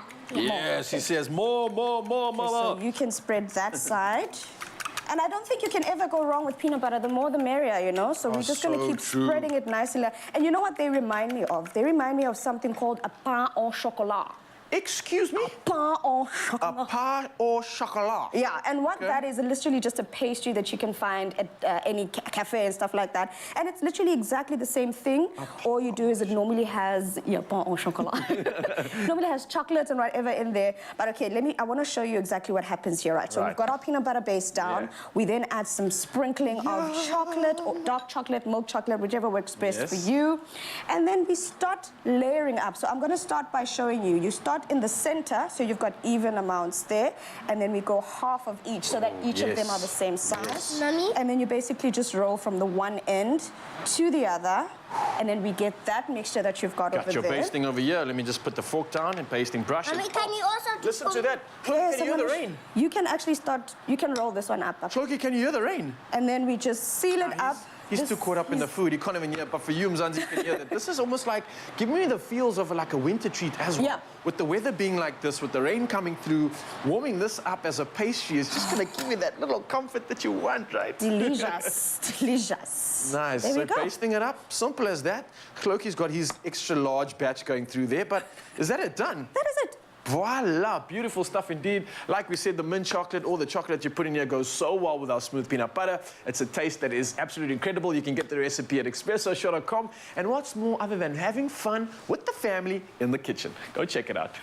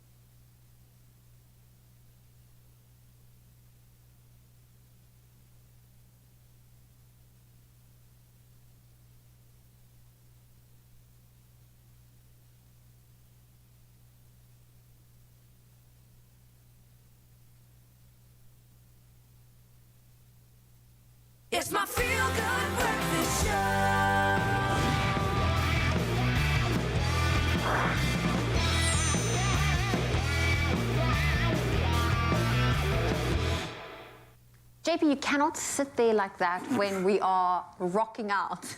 You were doing some sort of This is the world's elbow worst jig. band. Yeah, I know. I failed everyone. I was river dancing down here. You guys just weren't watching closely enough, doing the whole Michael Flatley No, bit. you are being all masculine and many. Like, This I know is that's just the problem, isn't it? Well, we have to talk movie trailers that's released, and JP Sebastian's brought us 2 more interesting ones to unpack. First one, Men. If you needed a thing that was a horror. The story by director Alex Garland, writer Alex Garland, and also at one point, wow, the man's had a really colorful career. Who cares about all that, though? Let's talk about the story Men. Alex Garland, why is that name so important? So I recommend to all of you, watch Ex Machina. And watch Annihilation, the one with Natalie Portman in the jungle, in the marsh, if that rings any bells, who knows. But really do yourself a favor. So he's the kind of director who deals a lot with, well, in the 3 movies that he's made, female alienation, and being made to doubt yourself and your own perception. And so this story gets a bit more direct, being that Rory Kinnear is the guy there at front and center to Jessie Buckley, who we last saw at the Oscars, nominated for The Lost Daughter. She is such an excellent actress, guys. And Rory Kinnear plays the landlord to this villa that she decides to rent as a getaway. He's this weird, like, balancing act between, oh, is he being nice? Is he being insidious? Creepy? Which, yeah, isn't this just most of the story that a lot of women have to kind of live through? So on this holiday getaway that she's on, the reason being is that her husband died. Something cataclysmic happened. Something tragic happened. Did he commit suicide? The trailer doesn't really let on too closely. And aside from Rory Kinnear as the landlord, she meets Rory Kinnear as the priest who, wait, is being a bit too feely, and kind of negs her and gaslights her into saying, well, look, maybe you shouldn't have to feel guilty about what you did to him. And she's like, what did I do to him? Like, I didn't drive him to... So starts to sow doubt in her head. Then later tries to report to the local authorities of this town that she's just a visitor in, that she feels like she's been stalked by something in the woods, which is also Rory Kinnear. The people in the pub are also Rory Kinnear. The police officer is also Rory Kinnear. And the police officer tells her, well, what makes you think it's you who's being targeted? What makes you think that a stalker is after you? What? Like, she has been told to bear herself and explain herself at every turn, rather than people just trusting and saying, look, let's give a woman the benefit of the doubt once in a while. So it almost looks like Get Out, but from a woman's perspective. Another persecuted demographic. And Alex Garland is, I think, a great director for the job. Jessie Buckley is a great actress for the job, and South Africa can look forward to this on June 3rd of this year. There we go. Studio A24, guys. If you want to be a movie nerd, a hipster, you know, kind of like snob or whatever, look up A24 films on Wikipedia. Moonlight, Room, The Witch, Ex Machina, Hereditary, some of the greatest niche movies ever made. And similarly with Men, there's an aura around everything that they make. Amazing. Last movie trailer that we're going to unpack, a little bit of Tom Cruise. How do you say a little bit of Tom Cruise? There's some Top Gun. Larger than... How many Top Guns have they brought out? It feels like they've been 6 now because this poor movie's been delayed for 3 years. This trailer, I don't know how many more trailers you can make with the footage you have left. Jeez, I'm excited for this. The footage, what they actually had to do is... Are you being sarcastic when you just said I'm excited for this? I've grown a lot of respect for Tom Cruise. Sure, he's a dude who danced on Oprah's chest like a weirdo in that one thing. That was a strange occurrence in his life. But he's a true entertainer. Really, and I really don't believe that anyone should have to do this, but puts his life on the line in every movie he's in, and in this as well. The poor thing was delayed. It was supposed to be released pre-pandemic, and then he said, no, I want the stunts to be more. So they added a year to shooting because Tom Cruise is a madman who wants the movie to be perfect, does all the stunts himself, made all the actors learn how to, tolerate G-forces and sit in planes themselves, refused to have CG. Good grief, Top Gun Maverick is May 27th in South Africa. How do you put IMAX cameras inside a cockpit? You're going to find out. They had to build new technology for this. Guys, this is incredible. No computer graphics. Okay, sure, with some of the jets. That looks like the Russians might be involved. That's an Su-57 for the plane nerds out there, so... So they have no green screen here? No. It's all death-defying, horrifying stunts with actual Super Hornet F-18s that Tom Cruise is actually flying himself in moments like that. Really want to see this on the biggest screen possible, and you will be able to May 27th in SA. That is amazing. JP Sebastian, always great talking movies with you. Are you going to be back later this week to bring us latest movies? I need an adrenaline come down. Okay. Maybe Friday. There we go. Well, JP Sebastian bringing you the latest movie trailers that's recently been released. Exciting stuff. In fact, talking about movies in cinema today, quite often the villains are way more interesting than the heroes. But what if the heroes are the bad guys. That's the big thing. Enter DreamWorks' latest animated film based on Erin Blabby's book series of the same name. And let me just give you a little rundown. Okay. With Graham. Graham, in your movie voice, go. 5 bad guys, namely Mr. Wolf, Mr. Snake, Mr. Piranha, Mr. Shark, and Mr. Tarantula, have been pulling off legendary heists their whole lives. Now it's time for them to do their most challenging job yet, being the good guys. Let's take a sneak peek at the cast of this animation. That was great. The Bad Guys is really cool. It's crime time, baby. It's slightly dangerous. It's witty and it's quick. A little crazy. Crazy! You finally speaking my language, Chico! We're the villains of every story. The animals people are scared of. They're the best at being bad. They're the best criminals. So long, suckers! If you want to stay out of jail, you need to go good. There's definitely a struggle for them. It's a cat stuck in a tree! I want you to Smack it! Skin it! Stab it! Saute. Sing to it? save it. I want you to set this up. It's so obvious. I want you to save it. Oh, right! The cast is phenomenal, insane. Everybody really brings in their personality to the characters and really shapes them. It's a real stretch. Cranky, inflated, sense of self. Yeah, I had to really work on that at home. This is gonna taste extra sweet. Nope! Sucker! That's it! I'll teach you to share! Totally worth it! The action and the drama, you're going to laugh out loud. I'm having a baby! There's a lot of heartfelt stuff going on, too. You think? You see an animation, you think. You have it.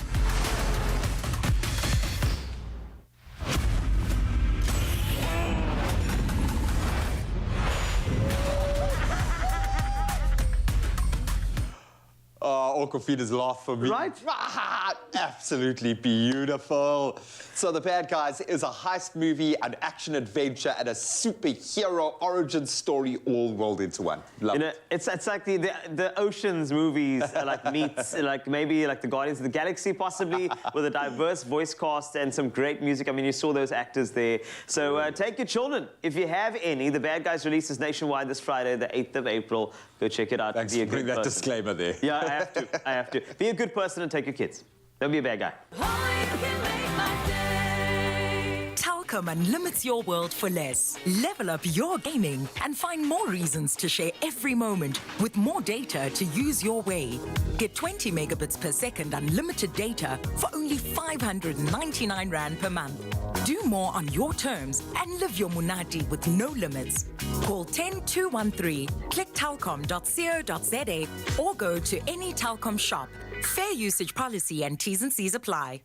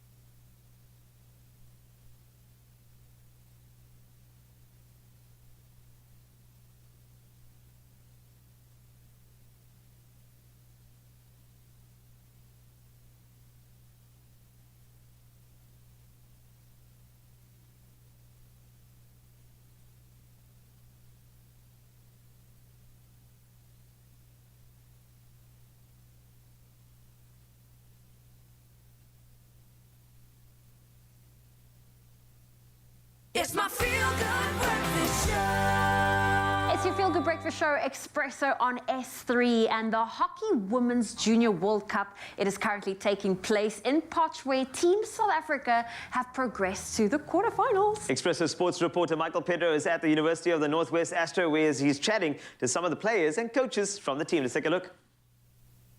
Thanks very much, guys. It is a scorcher here in Potch this morning. I'm joined by South Africa co-captain Christa Ramasimong to tell us about how the tournament has been going so far, what their hopes are for the quarterfinals. They're playing the Netherlands in that quarterfinal on Friday. Christa, thank you very much for joining us. First game against England didn't really go as planned. Got the win against Ireland. How did you guys bounce back from that opening game defeat? I think it was a lot of preparation. There's a lot of preparation that went into it. We went back and looked at what worked and what did not work, and we did a lot of prep going into the Ireland game. And I think the structure that we wanted and the framework that we wanted to work in kind of pulled through in the second game against Ireland. You guys are now through to the quarterfinals after that victory. Tough game coming against the Netherlands. They've been scoring goals for fun in this tournament.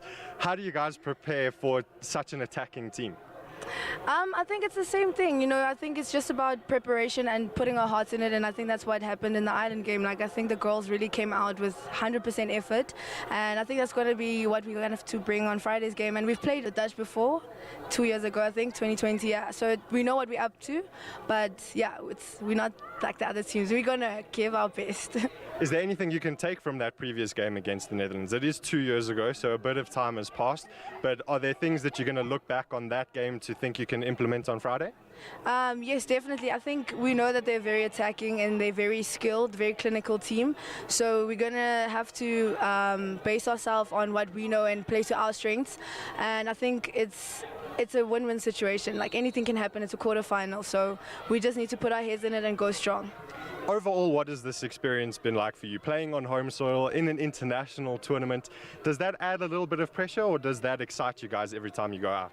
I think it's more motivation because, you know, you're home, you know, you get the support, you know, people around South Africa watching, and it just adds a bit of oomph into your performance as a team. I think also having a tournament of this type of caliber hosted home is a great experience for South Africa, good exposure for the varsity as well, since I'm also a student here. And yeah, I think it's been a great experience. Touching on the student aspect of things, how difficult is it to balance your studies and playing in such a high-level competition? One thing is that I know our coaching staff, they have created an environment where they allow us to be students while being athletes as well. So it's easier being a student athlete in this environment. It's not like, you know, you neglecting your schoolwork or you focusing more on hockey. We get time to do our studies and we get time to focus on hockey. So I think it's easier to balance it because of the environment our coaches have created for us. Well, Christa, thank you very much for chatting to us. Best of luck for the game against the Netherlands on Friday. I know we'll be rooting for you. I'm sure the rest of South Africa will be as well. And hopefully you guys can get through to that semi-final. Thank you very much. Thank you so much. Well, you heard it here from the co-captain of the junior team for South Africa. Looking forward to that quarterfinal against the Netherlands on Friday. Best of luck to the team. Stick around because in a little bit we are chatting to the coach to find out how preparations are going for that game and also how she views the tournament as a whole.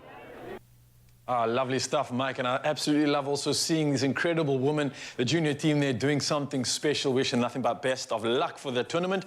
And speaking of the luck also, they're going to need a lot of cardiovascular endurance, right? And cardiovascular endurance, it's an exercise. It's essential for your good health too, right? So everybody needs to get some.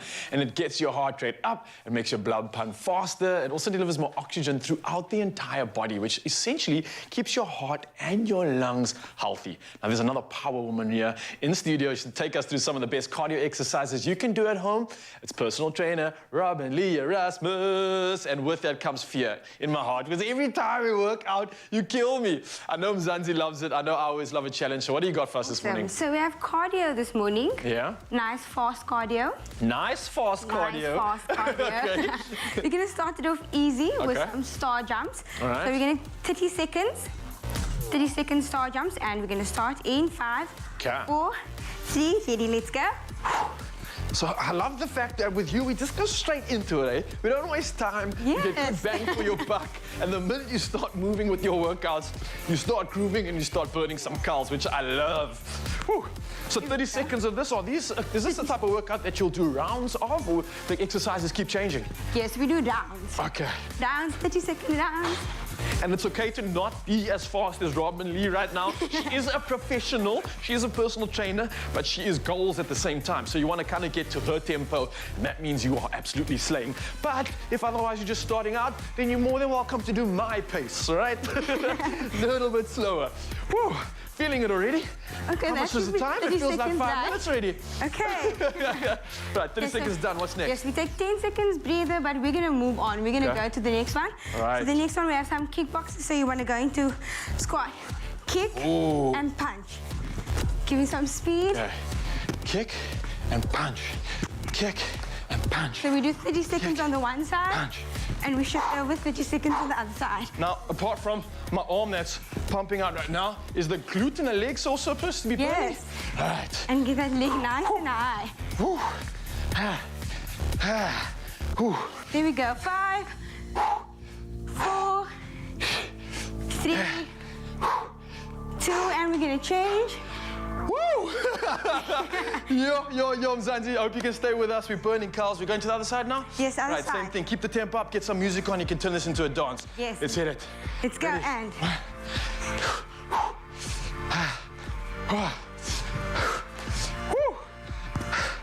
Are you like just not even breathing deeply? Like, what's going on? Are you just warming up? No, I'm breathing. I'm breathing. Yo, my glutes, the hammies, the quads, everything is burning right now. I hope you can feel this too, Mzansi. If not, then you are superhuman. But if you're a normal human like me, then enjoy the burn. Okay, because we're working. 4, 3, 2, and 1. There we go. The legs are burning. That is so good. Literally in like a minute, we just clapped legs, both sides, and I'm feeling it. This is lovely. Heart rate's up. What's next?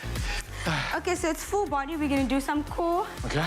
Cardio. We're gonna in a squat. Woo! Let me catch my breath. Finally, she's breathing deeply. Yes, Mzansi. All right. Okay, so we're going down low. Yeah. Gonna go into a plank. Take it out. And just pop it back up. Oh my goodness. Here we go. So that's also a bit of speed there. Open. In. Here we go. Not all the way up. Just back into that squat. Oh, not all the way up. Yeah. And there we go. Robin, I can't even talk anymore. I'm just gonna try to survive this one. We've got about 20 seconds left. Whoa. And then, Mzansi, we've definitely owed ourselves a treat after this one. Robin and Las was coming through with some killer exercises here. Whew. Hope you can catch your breath. Hope you can say these exercises. And if you've done that workout, you've definitely earned yourselves a meal. It's time to head into the kitchen and refuel. Awesome. Slayed it, Robin. Well done. Thank you. Yes, we are in the kitchen with the all-star team. Time to whip up something extra special. Yep, we are in the mood for a little treat this morning, and I hope you are too, because today isn't just any Wednesday, it's a Waza Pasta Wednesday, baby. And joining us to whip up her rendition of a broccoli mac and cheese is 2 times, not once, 2 times best-selling cookbook author and trained chef, an all-round wonderful human being, the Lazy Makoti. And as our extra fabulous sous chef and taste tester, we have actress, unbelievable performer, and of course, an Idols judge, the gorgeous Thembisile. How you doing, home slice? What an introduction. Woo. It's so good to see you, so good to see you. So good to be back. I've known you for pretty much as long as I've been in this job. You know that. I know that. I've been lucky enough to introduce you on some of the biggest stages in the country for some of the biggest shows this country's ever seen. And now, of course, you're still doing it at the top of your game. And you're still doing it? Hello? Because the OG Tiger Woods is still playing golf. We can do this, man. Yeah. You're in the presence of the OG. This is where I'm aiming to go. You are in the presence of the OG. I am. This morning. Yeah. But you don't come to our kitchen without doing some work, okay? So you are officially the sous chef this morning. All right. Do you cook? Are you I that do person at home? cook, but not as much as her. I've been out of practice for quite a while now, but I can find my way around the kitchen. I have no doubt, okay? And we're going to make it easy. We are making a broccoli-infused mac and cheese. I love Lazy that. Makoti, take us through. Lazy Makoti. So you are in the right kitchen today. So it's something very easy, perfect for Woza Pasta Wednesday. I love it. So anyone can make it. So this is why I'm going to be making you do the work. Oh, I like it. Good. For you. Why did you actually have to? No, okay, all right. Don't worry, you will get to eat your reward. Shaky, guys. Okay, so we mix it up. Stirring. All right. We're basically making a roux, which is equal parts flour and butter. So we're going to pour the rest of this it. Flour, just stir, stir, stir. And this is like a stock standard roux. This is how you'd approach it every time, yeah? Okay. Standard roux. You're cooking it just a little bit to cook that flour taste out. And then we're going to add in the milk. And then whisk, whisk, whisk. All right. The magic is to not have lumps. Okay. Ooh, okay. I already No said pressure. See how the grip changed, the whole technique changed. So we're She gonna went from move third this gear out into the way. sixth gear. And then you use this one that we've already made. I like think that. of you. I thought of you. Okay. And then in there we're adding our cheese. Okay. What is a cheese sauce without beautiful cheese? So you're adding in whatever cheese. So it doesn't you have, matter. whatever Okay, I cheese was you about like. to ask that. I suppose you go with the flavor profile. You like, well, I generally go with what my kids will eat. That's my thing. And my little one, she loves milder cheeses. So do it. Yeah. Everything? Let's add a little bit of the mozzarella. Also, you can mix. Make it nice and cheesy. Beautiful. Yes.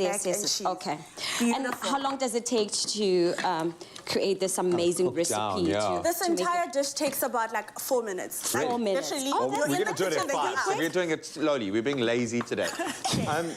And I love the fact that we're upping the health stakes here a little bit, adding a little extra nutrients. And broccoli is my go-to. So unbelievably healthy from a vitamin perspective. Beautiful. Yes. Get it into your kids if you can.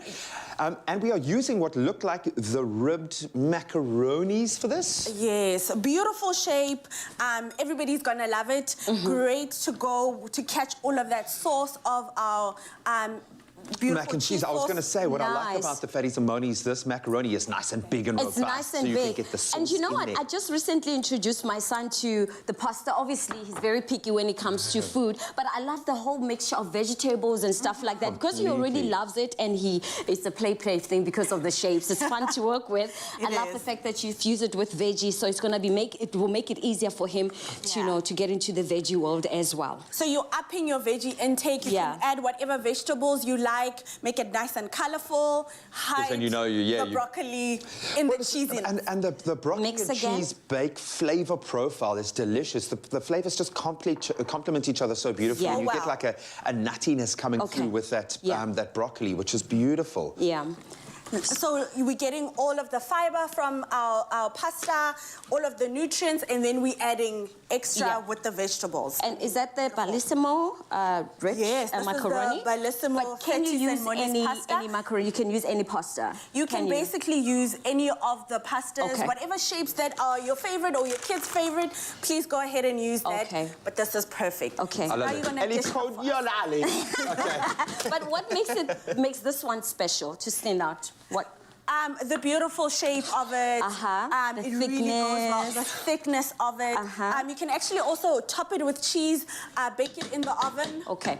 So for me, I need a little bit of a crisp. I absolutely love that, but I think the proof is in the pudding. It Kenny, is. you have earned the right. I think you've burnt about It's 500 creamy, calories. it's yummy, it's all well blended. I am so proud of me. Yes. All this in 4 minutes. I'll tell you what you can do is you can take the rest of this, put it in a bucket, take it home with you tonight and pretend that you made Let's food. go. Well, you did actually make it, so that's You right. did. This is why. Absolute joy Can we and try a it? legend. Okay. You have a little bit of a taster and let us know how this guy so we're gonna goes down. Just show at home that it looks so beautiful. The presentation, it's green, it's healthy. Okay, now let's put it to the test. Dun, dun, dun. The moment of truth. Are you guys ready? Let's go. I know. No. I know. No. I know.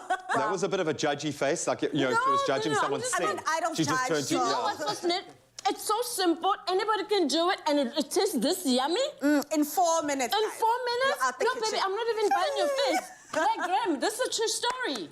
I absolutely love it. Well The done, rest my is baby. going Woo. in a Tupperware and it's going home with Tambi. We love you, ladies. Thank you so much. It looks amazing and it tastes just as good. And if you want to get your hands on Lazy Makoti's broccoli, mac and cheese, you can visit expressoshow.com. I love it. Then don't forget, you can also win big with Fatties and Moni's Waza Pasta Wednesdays, where you stand a chance of winning 2,000 Rand. That's 2 grand every day, plus 10,000 Rand every Pasta Wednesday. So for all the details, you can visit Fatties and Moni's on their social media. And all I got to say is good luck, ladies. You have shone in the kitchen this morning. Thank you. Thank you.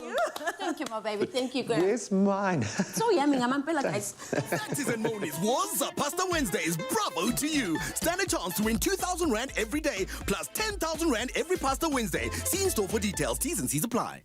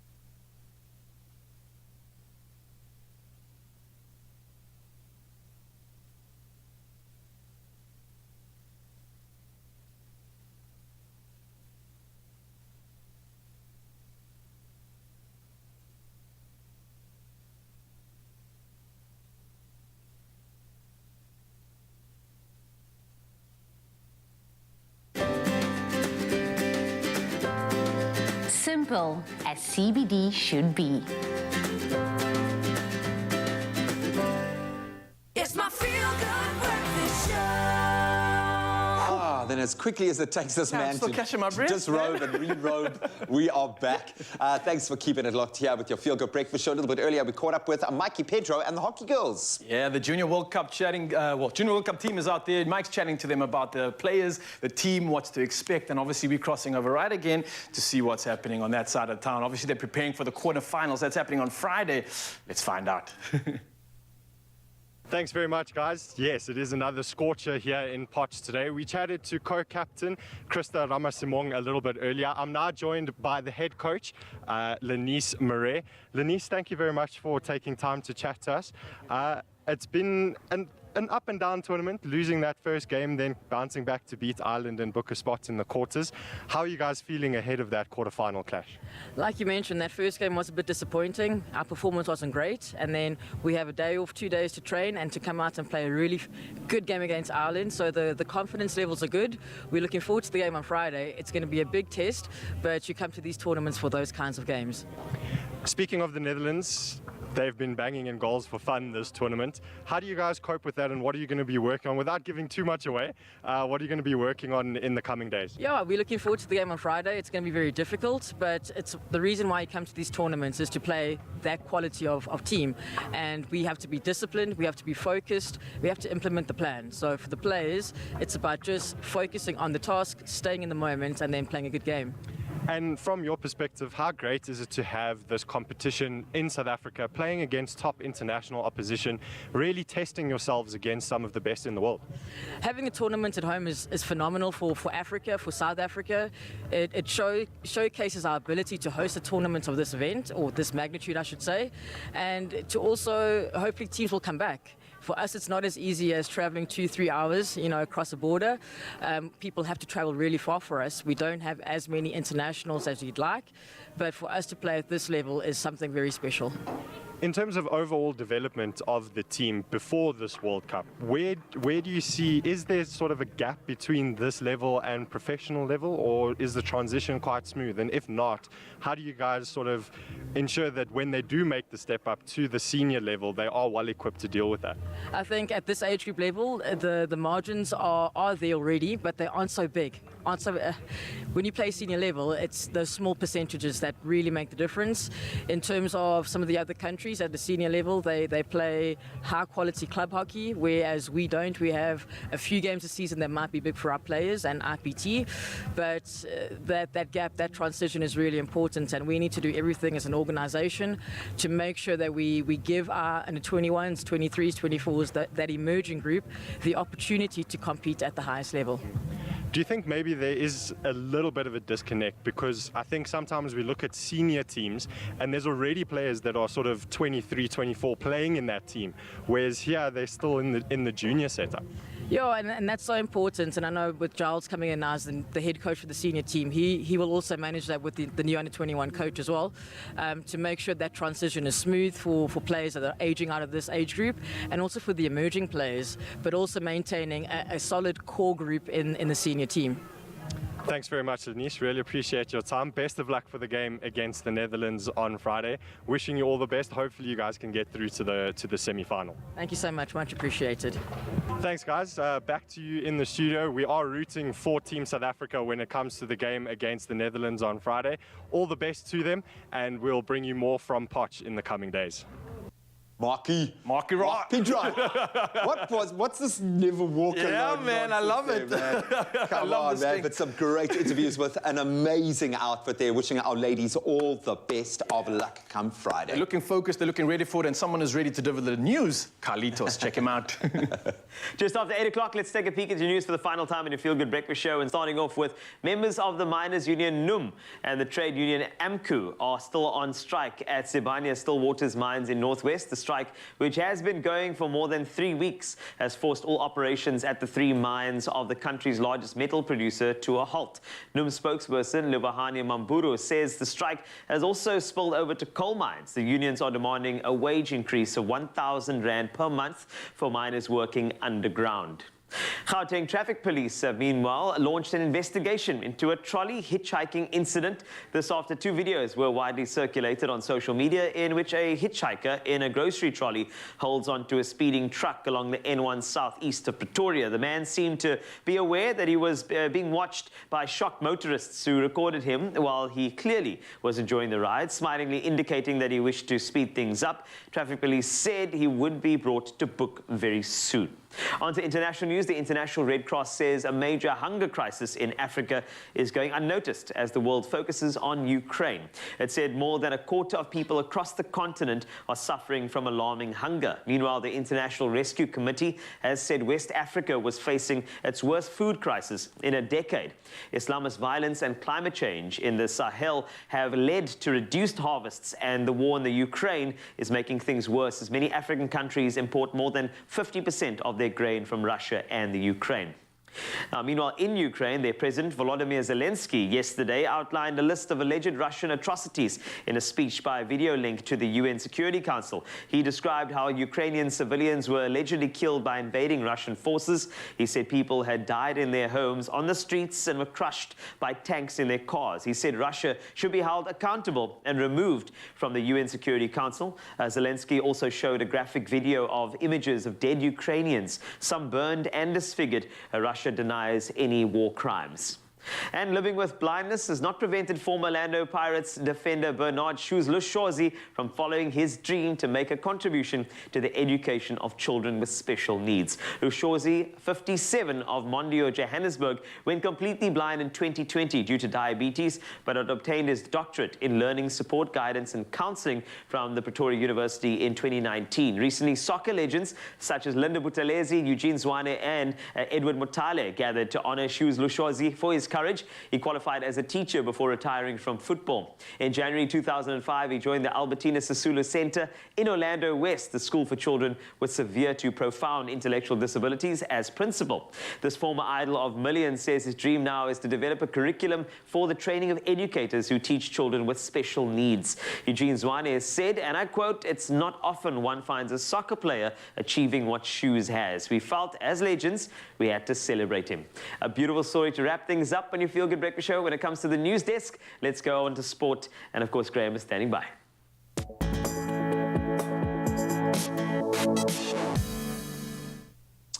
Thank you so much, Carl. Let's start with European football, and two of the favourites, I think, for the Champions League title this season, Man City and Liverpool, both picking up wins in their first leg quarter-final clashes against Atletico Madrid and Benfica, respectively. So City, they were pretty dominant in the first half, but weren't able to register on the score sheet as the teams went into that half break, all locked at 0-0. Then the hosts came out looking to make the most of their dominance and did just that. A substitute, Phil Foden, provided the assist for Kevin De Bruyne to slot home what would ultimately prove to be the winner. Then Liverpool, they claimed a 3-1 win away to Benfica. Ibrahima Konate netting his first goal for the club to give the away side the lead before Sadio Mane added that second 10 minutes from half-time. The hosts showed a bit more purpose in the second half and pulled a goal back through Darwin Núñez, but weren't able to make the most of their other chances before Luis Diaz scored later on to seal the win. Not a huge amount of international cricket on offer yesterday, so let's focus on the one game. T20 World Champions Australia claimed an impressive 3-wicket win against Pakistan in their once-off T20 at the Gaddafi Stadium. So Pakistan batted first and started well with an opening stand of 67 between Mohammad Rizwan and Babar Azam, who top scored for the side with 66. Then Australia fought back and restricted the hosts to 162 for 8 in their 20 overs. And that was thanks largely to Nathan Ellis taking 4 for just 28 with the ball.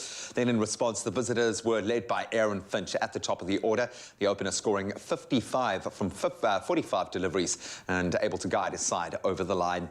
Then on to transfer news. In rugby, the Sales Sharks have now confirmed that Springboks, Faf de Klerk and Loet de Jager will be leaving the English Premiership Club at the end of this current season. So de Klerk, who has become a club legend already, has made 95 appearances for the Manchester-based side since joining from the Lions ahead of the 2017-2018 Premiership season, scoring 14 tries and 39 conversions in his 241 points for the club. In de Jager, he's played 25 times for the club, scoring 3 tries since joining from the Bulls. That was after the 2019 World Cup. And speaking of the Bulls, they've also secured the services of very talented up-and-coming number 8, Elrich Lowe, who has signed a new contract up until 2027. And then finally, on to golf. He's back, baby. 5-time champion Tiger Woods is planning to play in this week's Masters just 14 months after suffering life-threatening injuries in that very well-publicized car crash. So Woods will play 9 holes today before confirming the decision. But in a news conference at Augusta National yesterday, the American said, we quote, "As of right now, I'm gonna play." So Woods has been paired with 2010 British Open champion Louis Oosthuizen of South Africa and Chile's Joaquin Niemann for the first 2 rounds of the Masters in pairings released as of yesterday. It'll be great to see an OG back out there. And that's where we leave our sport for this Wednesday morning. Let's get one last take on the weather. I think a little cold is on the way.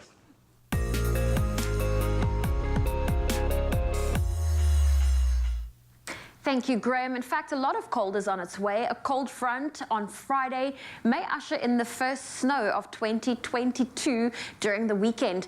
Now, both the SA Weather Service and the SA Storm Report have confirmed that snow is likely to fall in parts across the country this weekend. This will be the first snowfall for the year. The Weather Services said high-lying areas of the Eastern Cape and Lesotho could be affected, as well as the Drakensberg region. Residents in these areas should expect a cold front on Friday. Meanwhile, SA Storm reports that they've received numerous inquiries about snowfall forecasts this weekend over Lesotho and some parts of SA. And the happy answer is, and I quote, good news for winter lovers is that snowfall is on the way. We will release our snowfall maps today. Stay tuned. Well, just because the colder weather is moving in doesn't mean the sunrises we experience are any less beautiful. Now, this morning we kicked it off with Gavin Pollock from Durban, who showed off this brilliantly beautiful photo of the city glowing below the morning sun.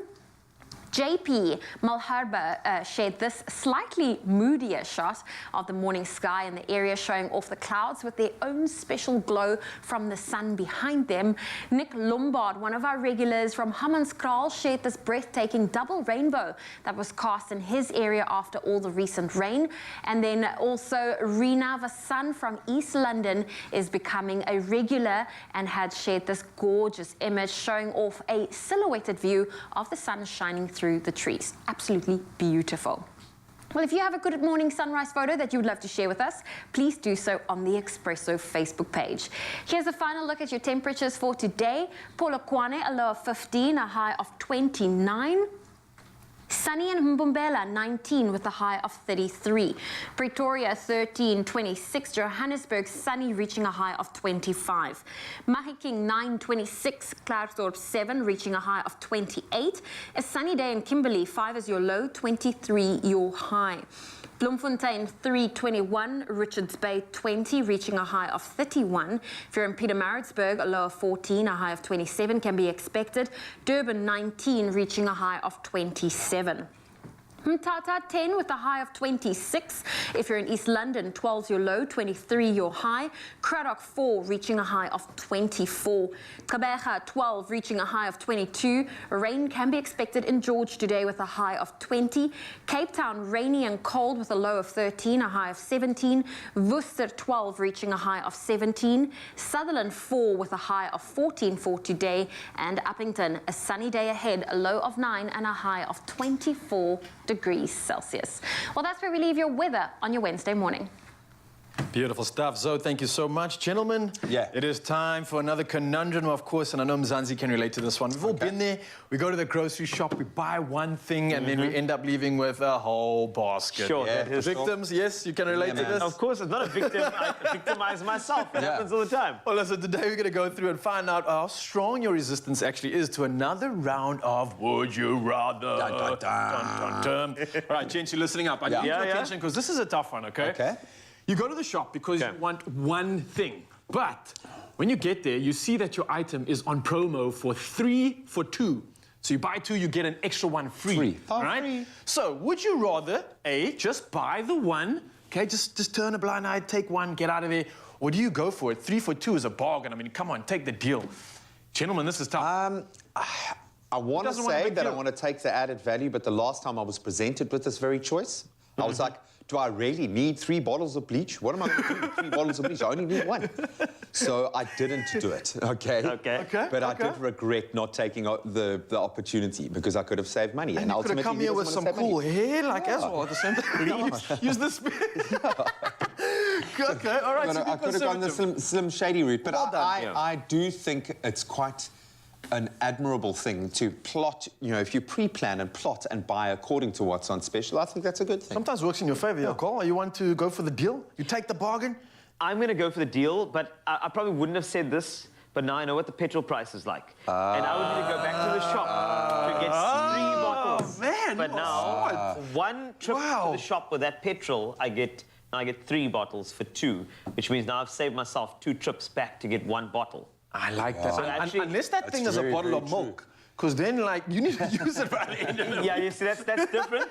But let's say, I'm just using your chicken. What if you walked to the shop to go and get the second bottle of thing? Then you're getting that potential exercise. So let's do that then. Okay. Then I would probably say those 3 for 2s, they don't really sort of they don't like wow me too much.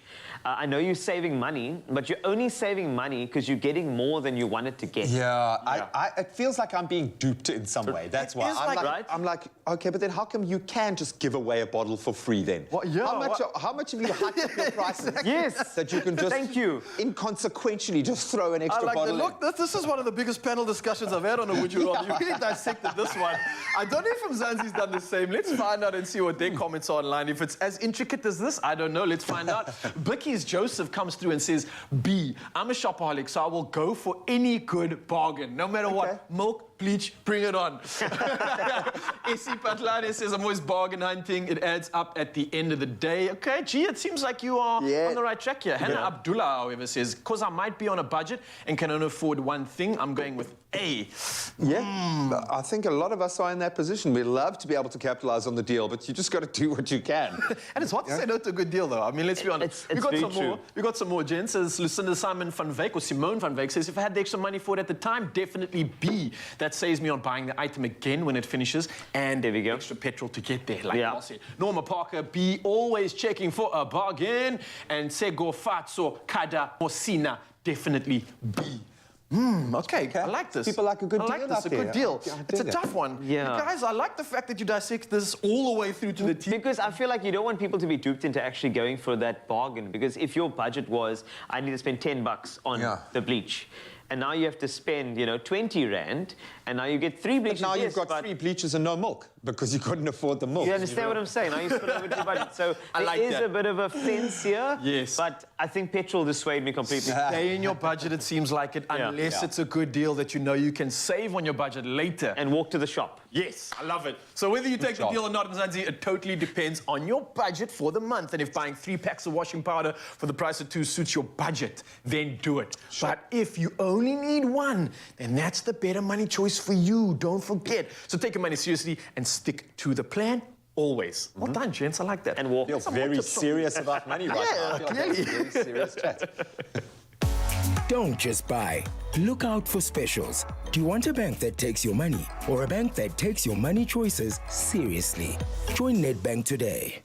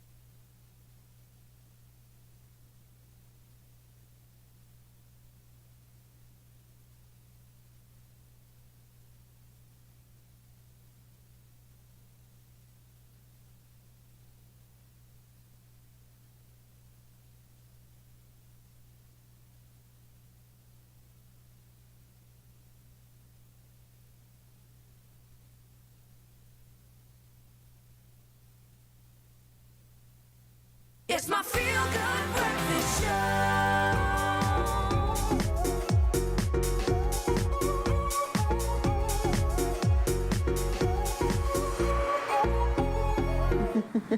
Welcome back. It is your Feel Good Breakfast Show, and you are just in time as we're about to kick off another installment of the Culinary Hotline Bling. Ding, ding, ding! Rent a crowd on your Feel Good Breakfast Show. Yes, please can I tell them? Okay, so before this, during the ad break, Zoe threatened everyone. She's like, if you don't scream, ting, ting, ting, I'm going to come after all of you. I did not say that. I just said that as Bikkie Gefrek. But they did, so thank you, everyone. Thank you. If you're just joining now for the first time, the Culinary Hotline Bling is amazing. We solve those culinary conundrums that you might have with Chef Clem. And if you have any questions for Chef Clem, just give us a call. We have this beautiful old school phone here. You can call us right now on 021 110 5552. Yeah. Oh, Chef Clem, winter is around the corner. That means obviously like homey cooked foods. Uh-huh. The delicious things. Step 1, how to switch on your stove. Okay, I got it. You got it? It is good to go. Now, there's one person that had a question. Now, when it comes to, cutting corners, you want to, save money where you can. It's also definitely vital to let no food go to waste. So, we want to know this question. If you have leftover potatoes, how can you make, bring it back to life? And it's a good question because they go kind of waxy and rubbery.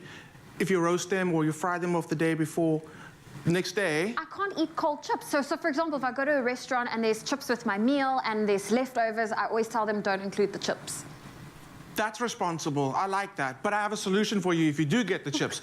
So let's start off with... Okay, I'm going to turn this down a little bit now. I'm going to start off with my first hack talking about chips.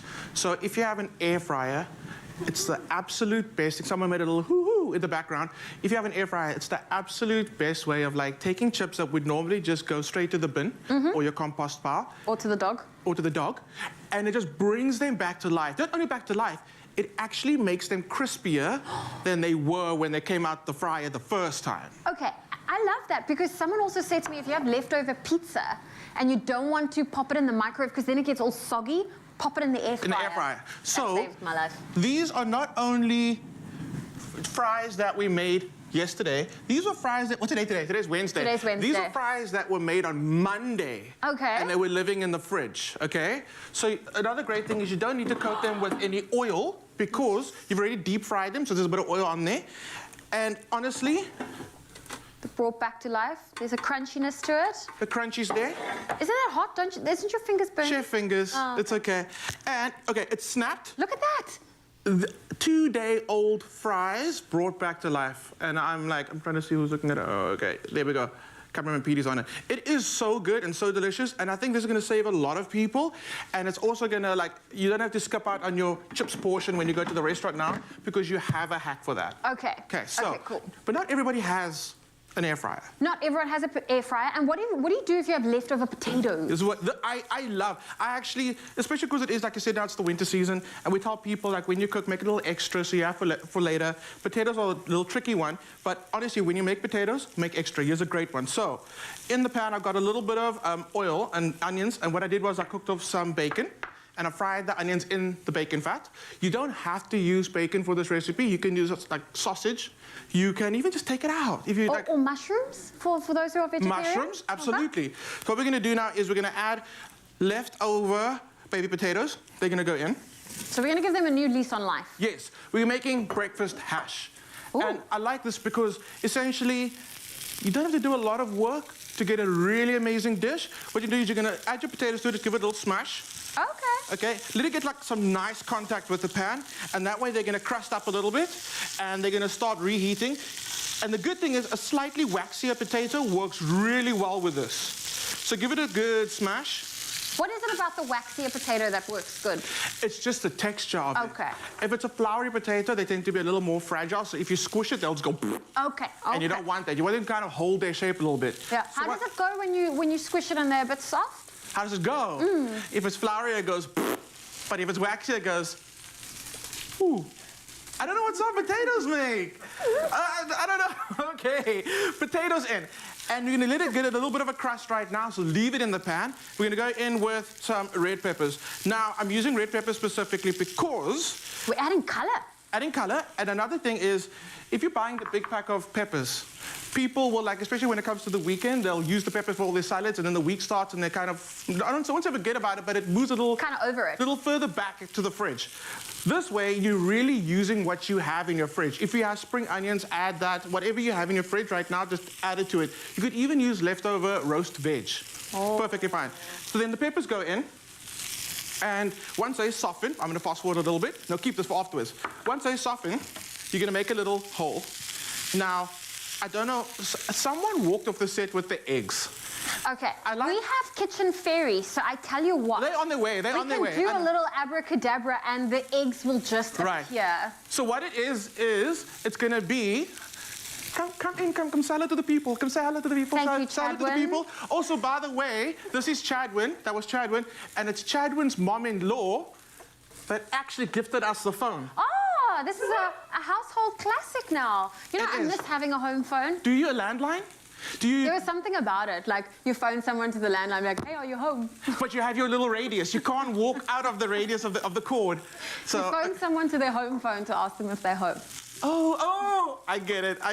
Oh, okay. You're gonna make a little space there for your eggs. Oh, wait, you wanna crack the eggs? Yes, please. You're gonna crack your eggs in any little puddle. So essentially, think of a shakshuka, but we replace the tomato sauce with potatoes. Ooh.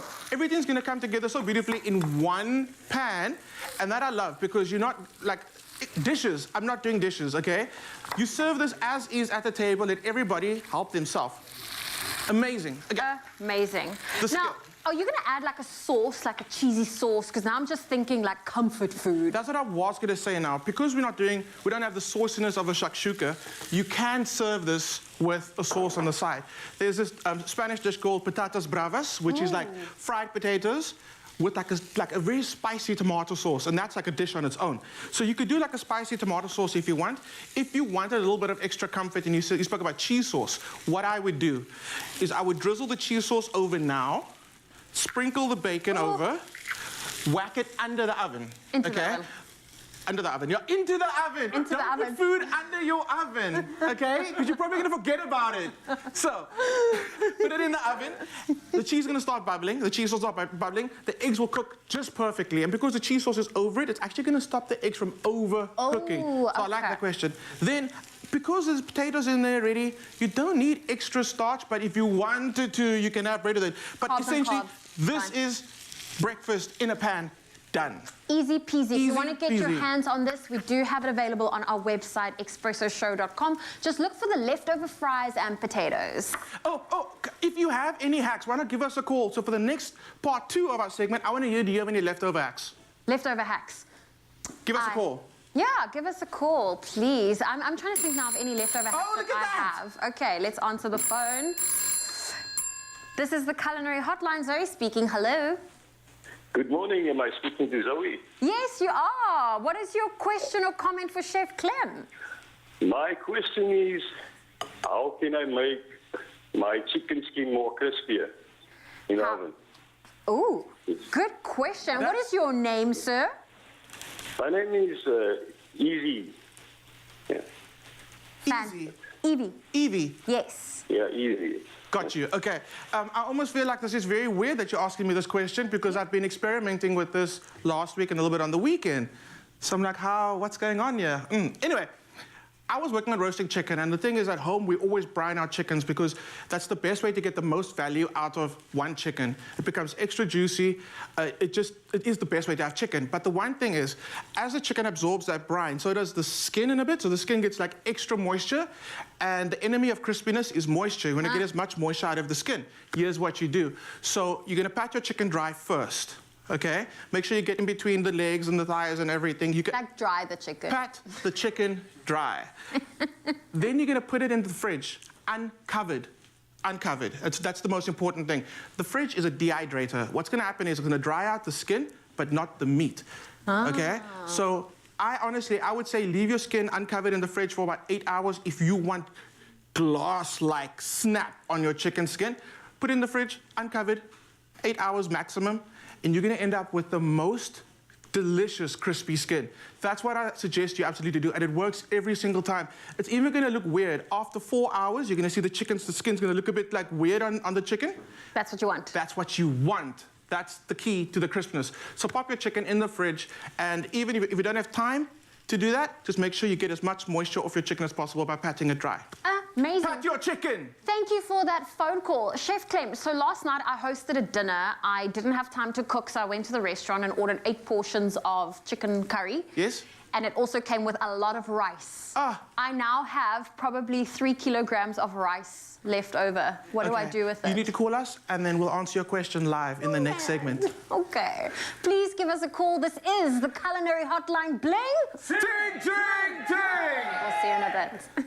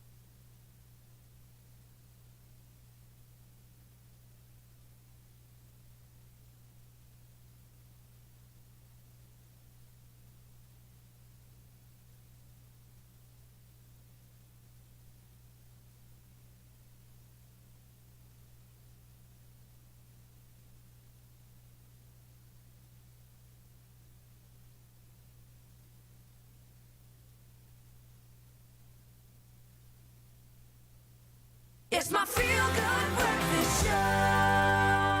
Time for us to open up to some interior designing now, because when we look at interior spaces, we tend to draw inspiration from our daily surroundings, you know, including nature. And that's why this year's Plascon color palette pays tribute to the world of nature, the natural world outside our homes. And here to tell us all about it, the 2022 color combination series is Patty Mulaudzi, a color expert from Plascon. Patty Mulaudzi, how are you doing this morning? I'm getting you. So good. I'm very excited, Patty, because this year, Plascon is on a mission to devote their color palette to the natural world. And that says a lot, right, about your appreciation for nature, but it also says a lot about what it is to be inspired by nature. Tell me all about it.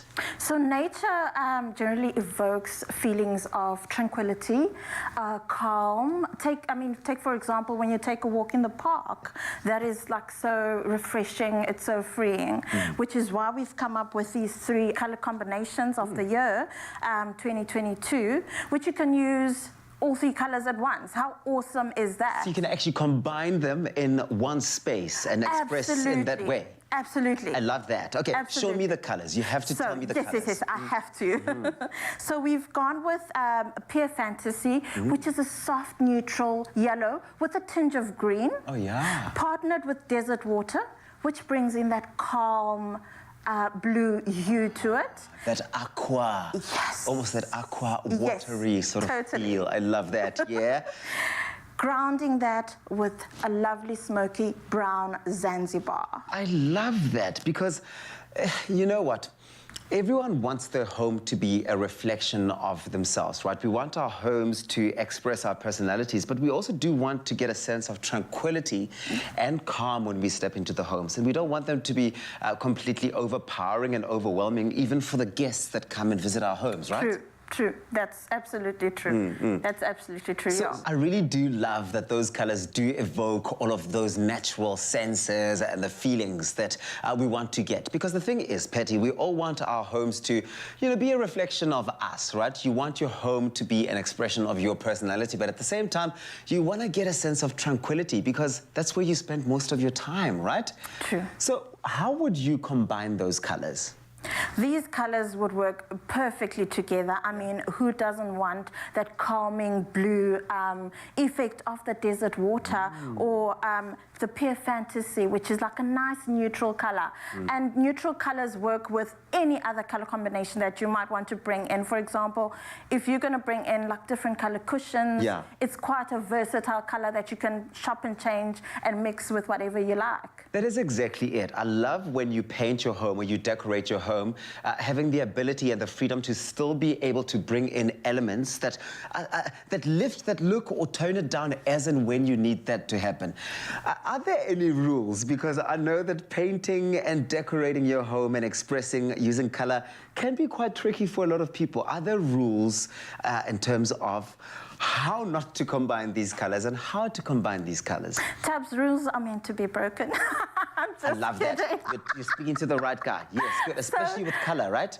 Well, there is a rule, but I like to call it a guide. So we've got the 60-30-10 rule, where you do 60% as your main or dominant color, and your 30% as your secondary color, which you can incorporate in a feature wall, and 10% as your accent, which you can bring in your accessories or as part of the feature wall. I mean, think of doing geometrics, and you could use like the 30% with a bit of the 10% in those geometrics. You know what? That's why you're called the expert, because I love the ease with which you're able to explain all of this. And as you explain it, I can almost see the walls at my place just really just coming alive. And the colors are almost vibrating as you speak about them. This is really fantastic. Okay, so nature is the place to go to when it comes to color. And there really are so many colors to be inspired by when it comes to nature, from your browns to your yellows and your blues. And as you've shown us with your color charts, there is really an endless array of opportunities. Petty, you rock. Thank you so much for that. Thanks a lot. Okay, Petty is fantastic. For all of us, let's let nature be our guide this year. With Plascon, we can achieve a natural, optimistic, calming and balanced atmosphere. Together, we've got this. We've got this, Petty. We've got this. Put it here. Yes.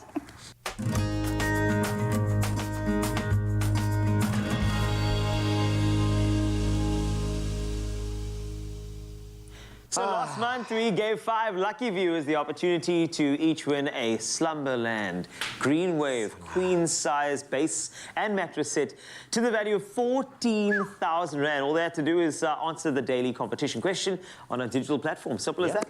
Really simple, and today we are announcing those 5 incredibly lucky winners.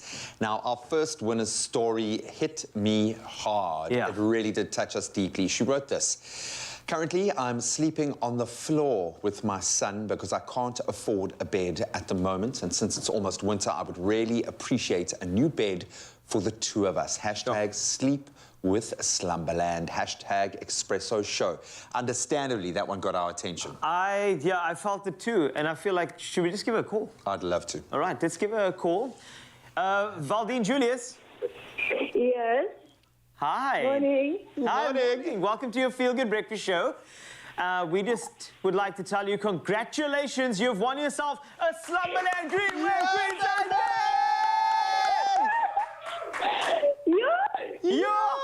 Yeah, indeed, girl.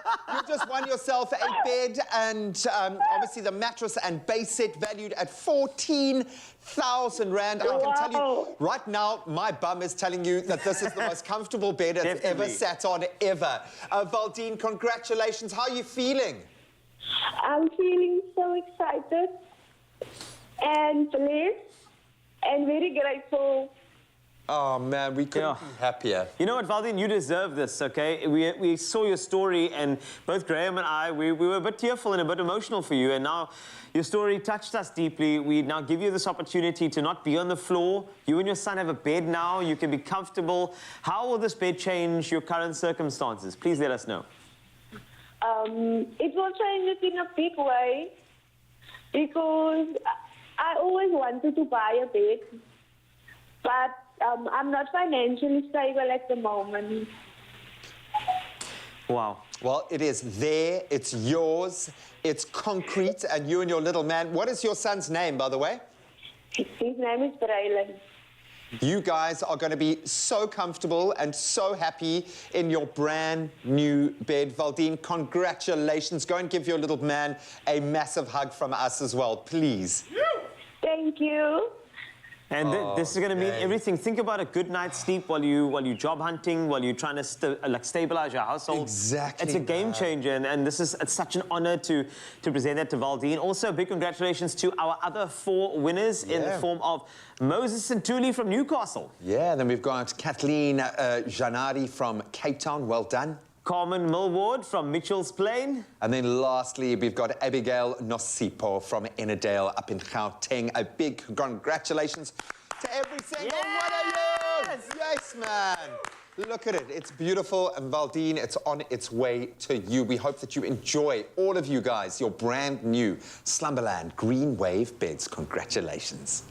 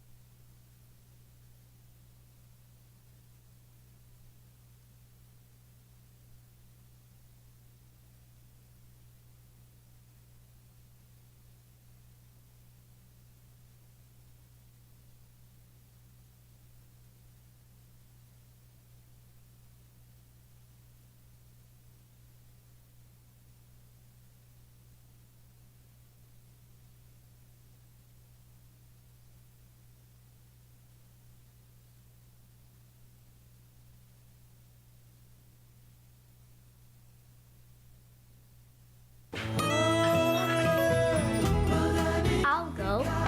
I want to music. Oh, he's back. Oh. Move way. Clover fresh milk. Made with love by Clover. It's my feel-good breakfast show.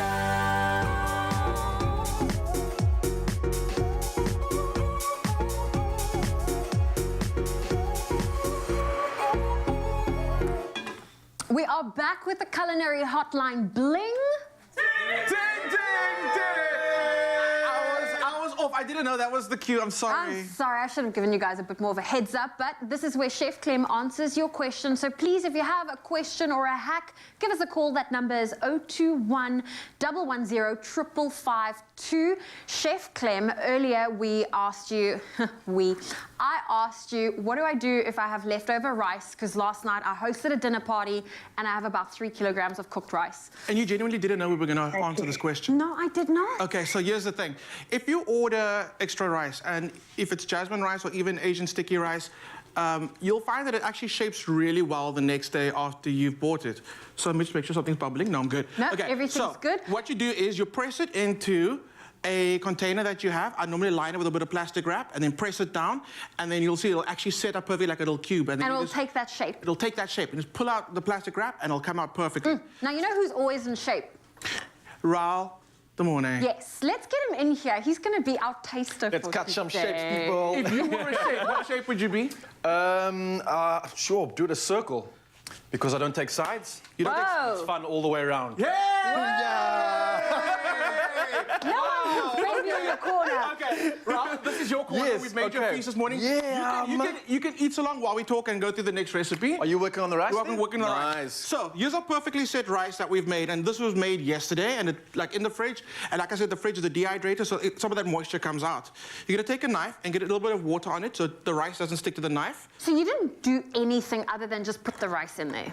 Just put the rice in the fridge, and it'll just set up perfectly. So then cut into little pieces, depending on if you want to serve this as a little canapé or if you want to have this as an actual meal. You can decide how big you want to make it. Okay. So, again, I think those are decent-sized pieces. Those are decent bite-sized pieces. You can get a little bit of oil in the pan, and you want to shallow fry, but shallower than normal shallow fry, okay? Isn't that normal fry? It's a little more than normal fry, a little more oil than normal fry, okay? And you don't want to... So if you're going to add oil to your pan... Add a little bit more. Add a little bit more. There we go. So then you've got your rice, oil's going. You don't want to have it too hot, okay? You don't want it to, like, when you drop a little bit of rice in, you don't want it to... Sound effects, guys, we're doing sound effects today. You want it to just... Okay, how much it go? No, different, but... I'm getting so distracted. This tastes so good. You go. You do that. So then you're going to get your rice in there, okay? And that's so you want that... That's what you want. And you can actually, I can turn it down a little bit more. What that's going to do is going to slowly draw out any excess moisture that is in there, and it's slowly going to start browning it. You're going to turn it over halfway. Yeah, because water and oil, they aren't friends. they aren't friends. That's what I'm saying. Friends. Nice lower heat, and that'll be fine. Cool. So then you can end up with these beautiful crispy rice pieces. If you want it to be extra fancy, you cut out little rounds. Ooh, or chefs, get the kids involved. Little cookie cutters, hearts. Right, absolutely. Little bunny rabbits. Absolutely. Now, what are we going to do with these? So, I don't know, you telling me. I'm going to tell you. I got some cream cheese, and you don't need a lot of cream cheese. And again, this is a great way to use leftover cream cheese that you have, because you don't often use a full cup unless you're baking. True. You can have a little bit left. We're going to bulk it up with some jalapenos. Jalapeno. Jalapeno. We're going for a spicier. It's going to go a bit little of a spicy. base. And to be honest with you, again, if you've got some extra spring onion, add it in. Get everything in there. Give it a little bit of a mix. Ral, how's the food that you're tasting over there? I heard you guys talking earlier about potatoes and like happy and sad potatoes. These potatoes are having a jaw in my mouth right now. Yeah? Honestly, you guys prepared it perfectly. It's not crunchy, but it's still got some good rigidity to it. That's what it's about. Keeping its texture, but the flow inside is so good. The fact that you added an egg with this is giving me the notes of like a perfect balanced breakfast at the same time. Good fats, good carbs. I got some peppers coming through with some vitamins and stuff. So this is bang on. Was this supposed to be a breakfast? It is a breakfast, but again, nailed it. I like the fact that these dishes that you can make that'll suit dinner as well as they suit breakfast. Imagine like this is very true, especially with the health, but also like a communal vibe at home. Everyone can just grab a piece, gesels by the table. It's quite a vibe, man. Love that. Well played. Well played. Okay. So the little technique you just did there, is that a quenelle? It's not a quenelle. It's a... the phone's ringing. Hold on. Zoe, hello. This is the Culinary Hotline Bling. Hello, is this Joey? It's Zoe, yes. I'm here with Clem. How are you? Wow, I'm so excited. Oh, what is your name? Being on Expresso. Oh, well, listen, you are on Expresso right now. I'm so privileged to also be getting through to the Clem. It is the Chef Clem. Oh, man, thank you so much. It's so nice to hear your voice. What is your comment or question for Chef Clem? I met you in Durban when we had a Mother's Day, mother and daughter,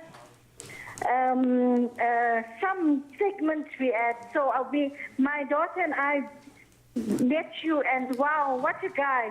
So they've met you. Oh, man. Thank you so much. My tip for today on leftover food. Okay, so what question do you have for Clem on the leftover food?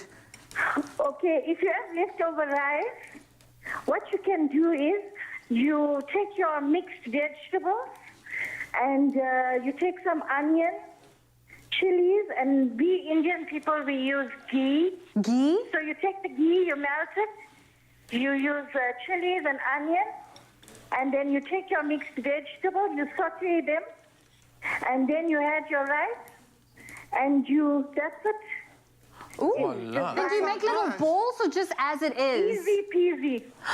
And then you mix the rice with all of that? Yes. There's like a fragrant rice. I love that. Thank you so much for and your you can call. also we had like a yellow food coloring. Oh, can you add some food coloring? Yes. Okay. Top tip of the day. And thank you to you, and hi to your daughter as well. We love that. Thank you so much. How excited did she sound to just come on the show? I absolutely love that. The fact that she's giving us the tips too. I love that. And in the time we were on that call, we finished up Zoe's rice crackers with a little bit of that jalapeno cream cheese, some smoked salmon.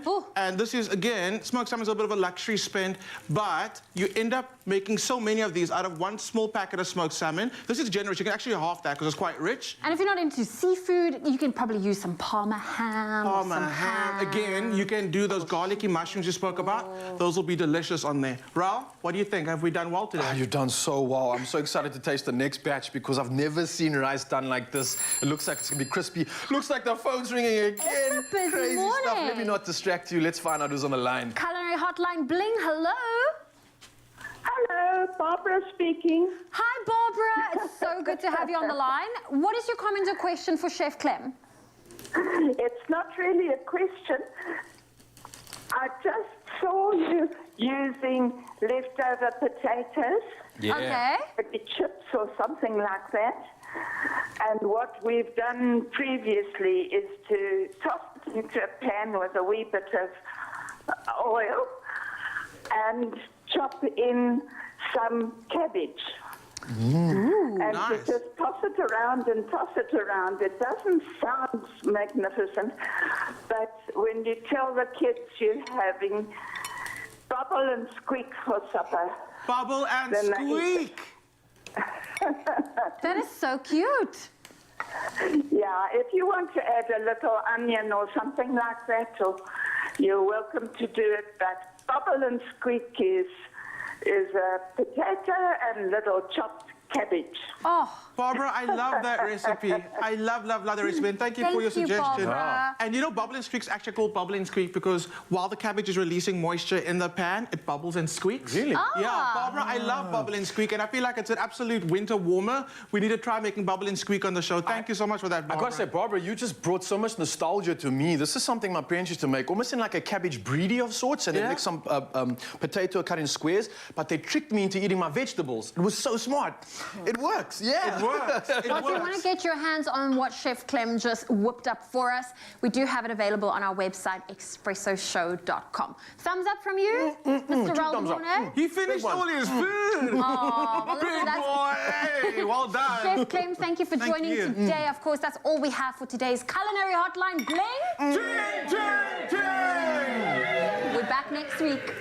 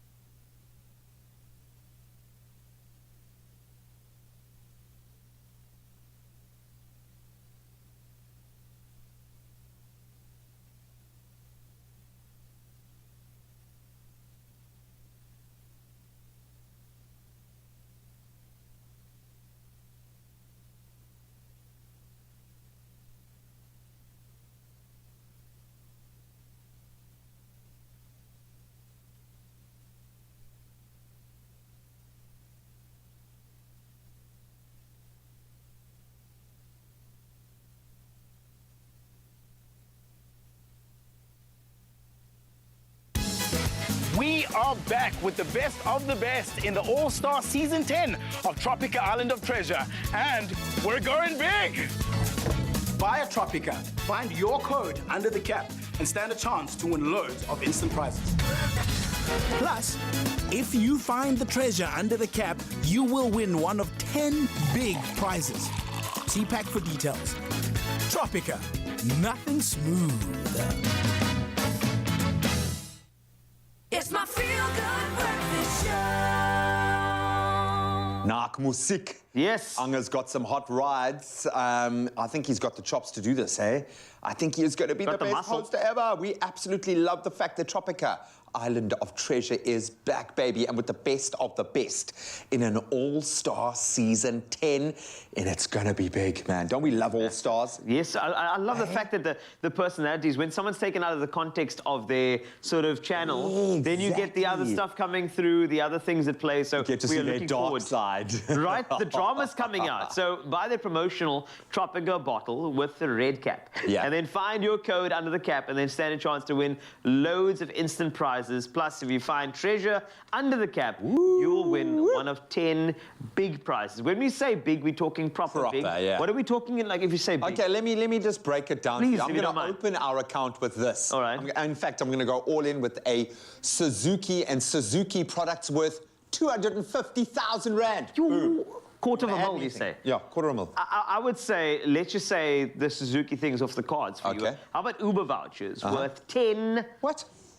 1,000 rand. No. Yes. That's got to be for like life. I'm sure that's for life. Yes. We've got some Rest Assured beds I'm going to throw into the mix there. And how about just a little trip to somewhere called the Seychelles, baby.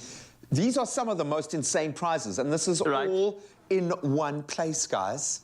Crazy. This is great. So you better get yourself a product, and the red cap is what you're looking for. Follow the instructions on pack to enter by dialing *120*8767*. Enter your unique code. Follow the hash, followed by the hashtag, and of course, in your cell phone, enter now, and maybe you can be a winner. Maybe. Yeah, and there's a range of prizes, but the most important thing, get excited first, and then go and buy a Tropica today, and you could be winning, not just winning, but winning big. Oh, yeah. Sure. Smoother. Nothing smoother. Island. Oh, well, listen, the Culinary hotline bling. The phone's been ringing off the hook. We thought, since we have a few more minutes left, Raul, come and join us, because Chef Clem, see, told you, the phone's been busy. The phone is going crazy today. I absolutely love it. I wonder if it's going to be another... Hello for the extra special edition of Culinary Hotline Bling. Who am I speaking to? Hi, it's Keisha. Hi, Keisha. How's it going? It's going well. I love the show. Thank you. Do you have a comment, or do you want to add to our leftover conversation we've had earlier? No, I just wanted to give you a tip. Yes, please. Yes, bring it through. What we generally do is we buy extra pizza bases in the house. So whatever leftovers we have, we chop it up, throw it on the pizza base with some tomato sauce, throw over some cheese, throw it in the oven, and you have a new meal.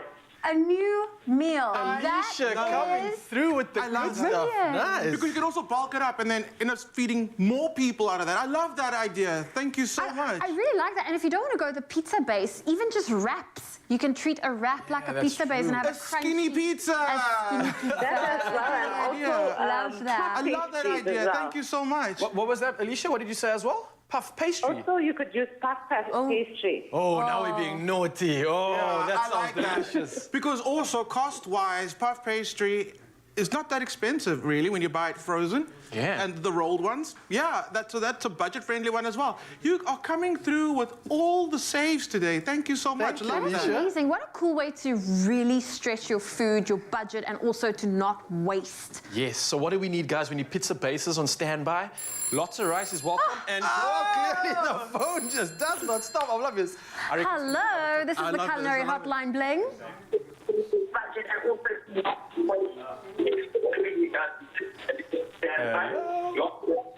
Okay, so we have one more caller on the line. This is Zoe speaking. Who am I speaking to?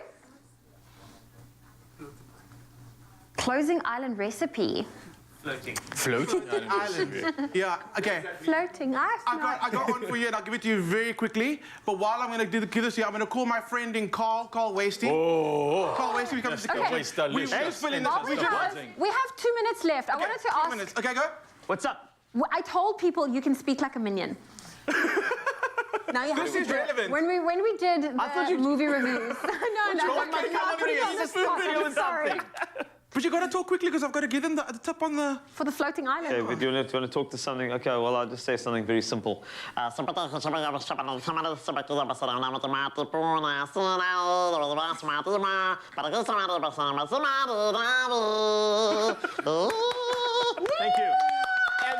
And that's what you do with your rice. And that's it. Great leftover tip. We're almost out of time, so what I'm going to do is I'm going to actually answer your question live on TV and actually demonstrate how to make that. Dravende Eilanden, floating islands, we'll do that live for you in another culinary hotline. Floating island, what is that? It's a meringue. Okay, Yes. you make a meringue, and instead of popping it in the oven, you actually cook it in like a custard. Ooh. Yeah, it's delicious. It's delicious. Yes. It's delicious. Island, okay. So island of treasure, island thing, there's a lot of things. You're an island boy. I am not an island boy. Potatoes in my island boy. You are, but thank you. I've actually learned a lot from you. These rice numbers over here, when you fry carbs, you start talking my language. Just let me know when you need the rice. Carl, I've already called dibs on one. You better grab one before the rest of the studio steals it. Thank you. This Culinary Hotline Conundrum has been absolutely exceptional. Bring the G-Man in here as well. There's one for you too. G, how cool is the conundrum today? All these tips, insane. I just watched you eat for about 20 minutes. Did you say anything? I couldn't help it, man. It was that good. I didn't know you could make potatoes and rice after a couple of days. Tastes like magic. But Chef Clem and Zoe came. I'm going to go buy fries today and not eat them so I can do this tomorrow. That's the whole plan, man. That's what you got to do. We love you guys so much. Thank you so much to all of our guests today. Thank you to you, beautiful souls. Absolutely love you guys. And thank you to our media. Love you. Have a right day. Adios, muchachos.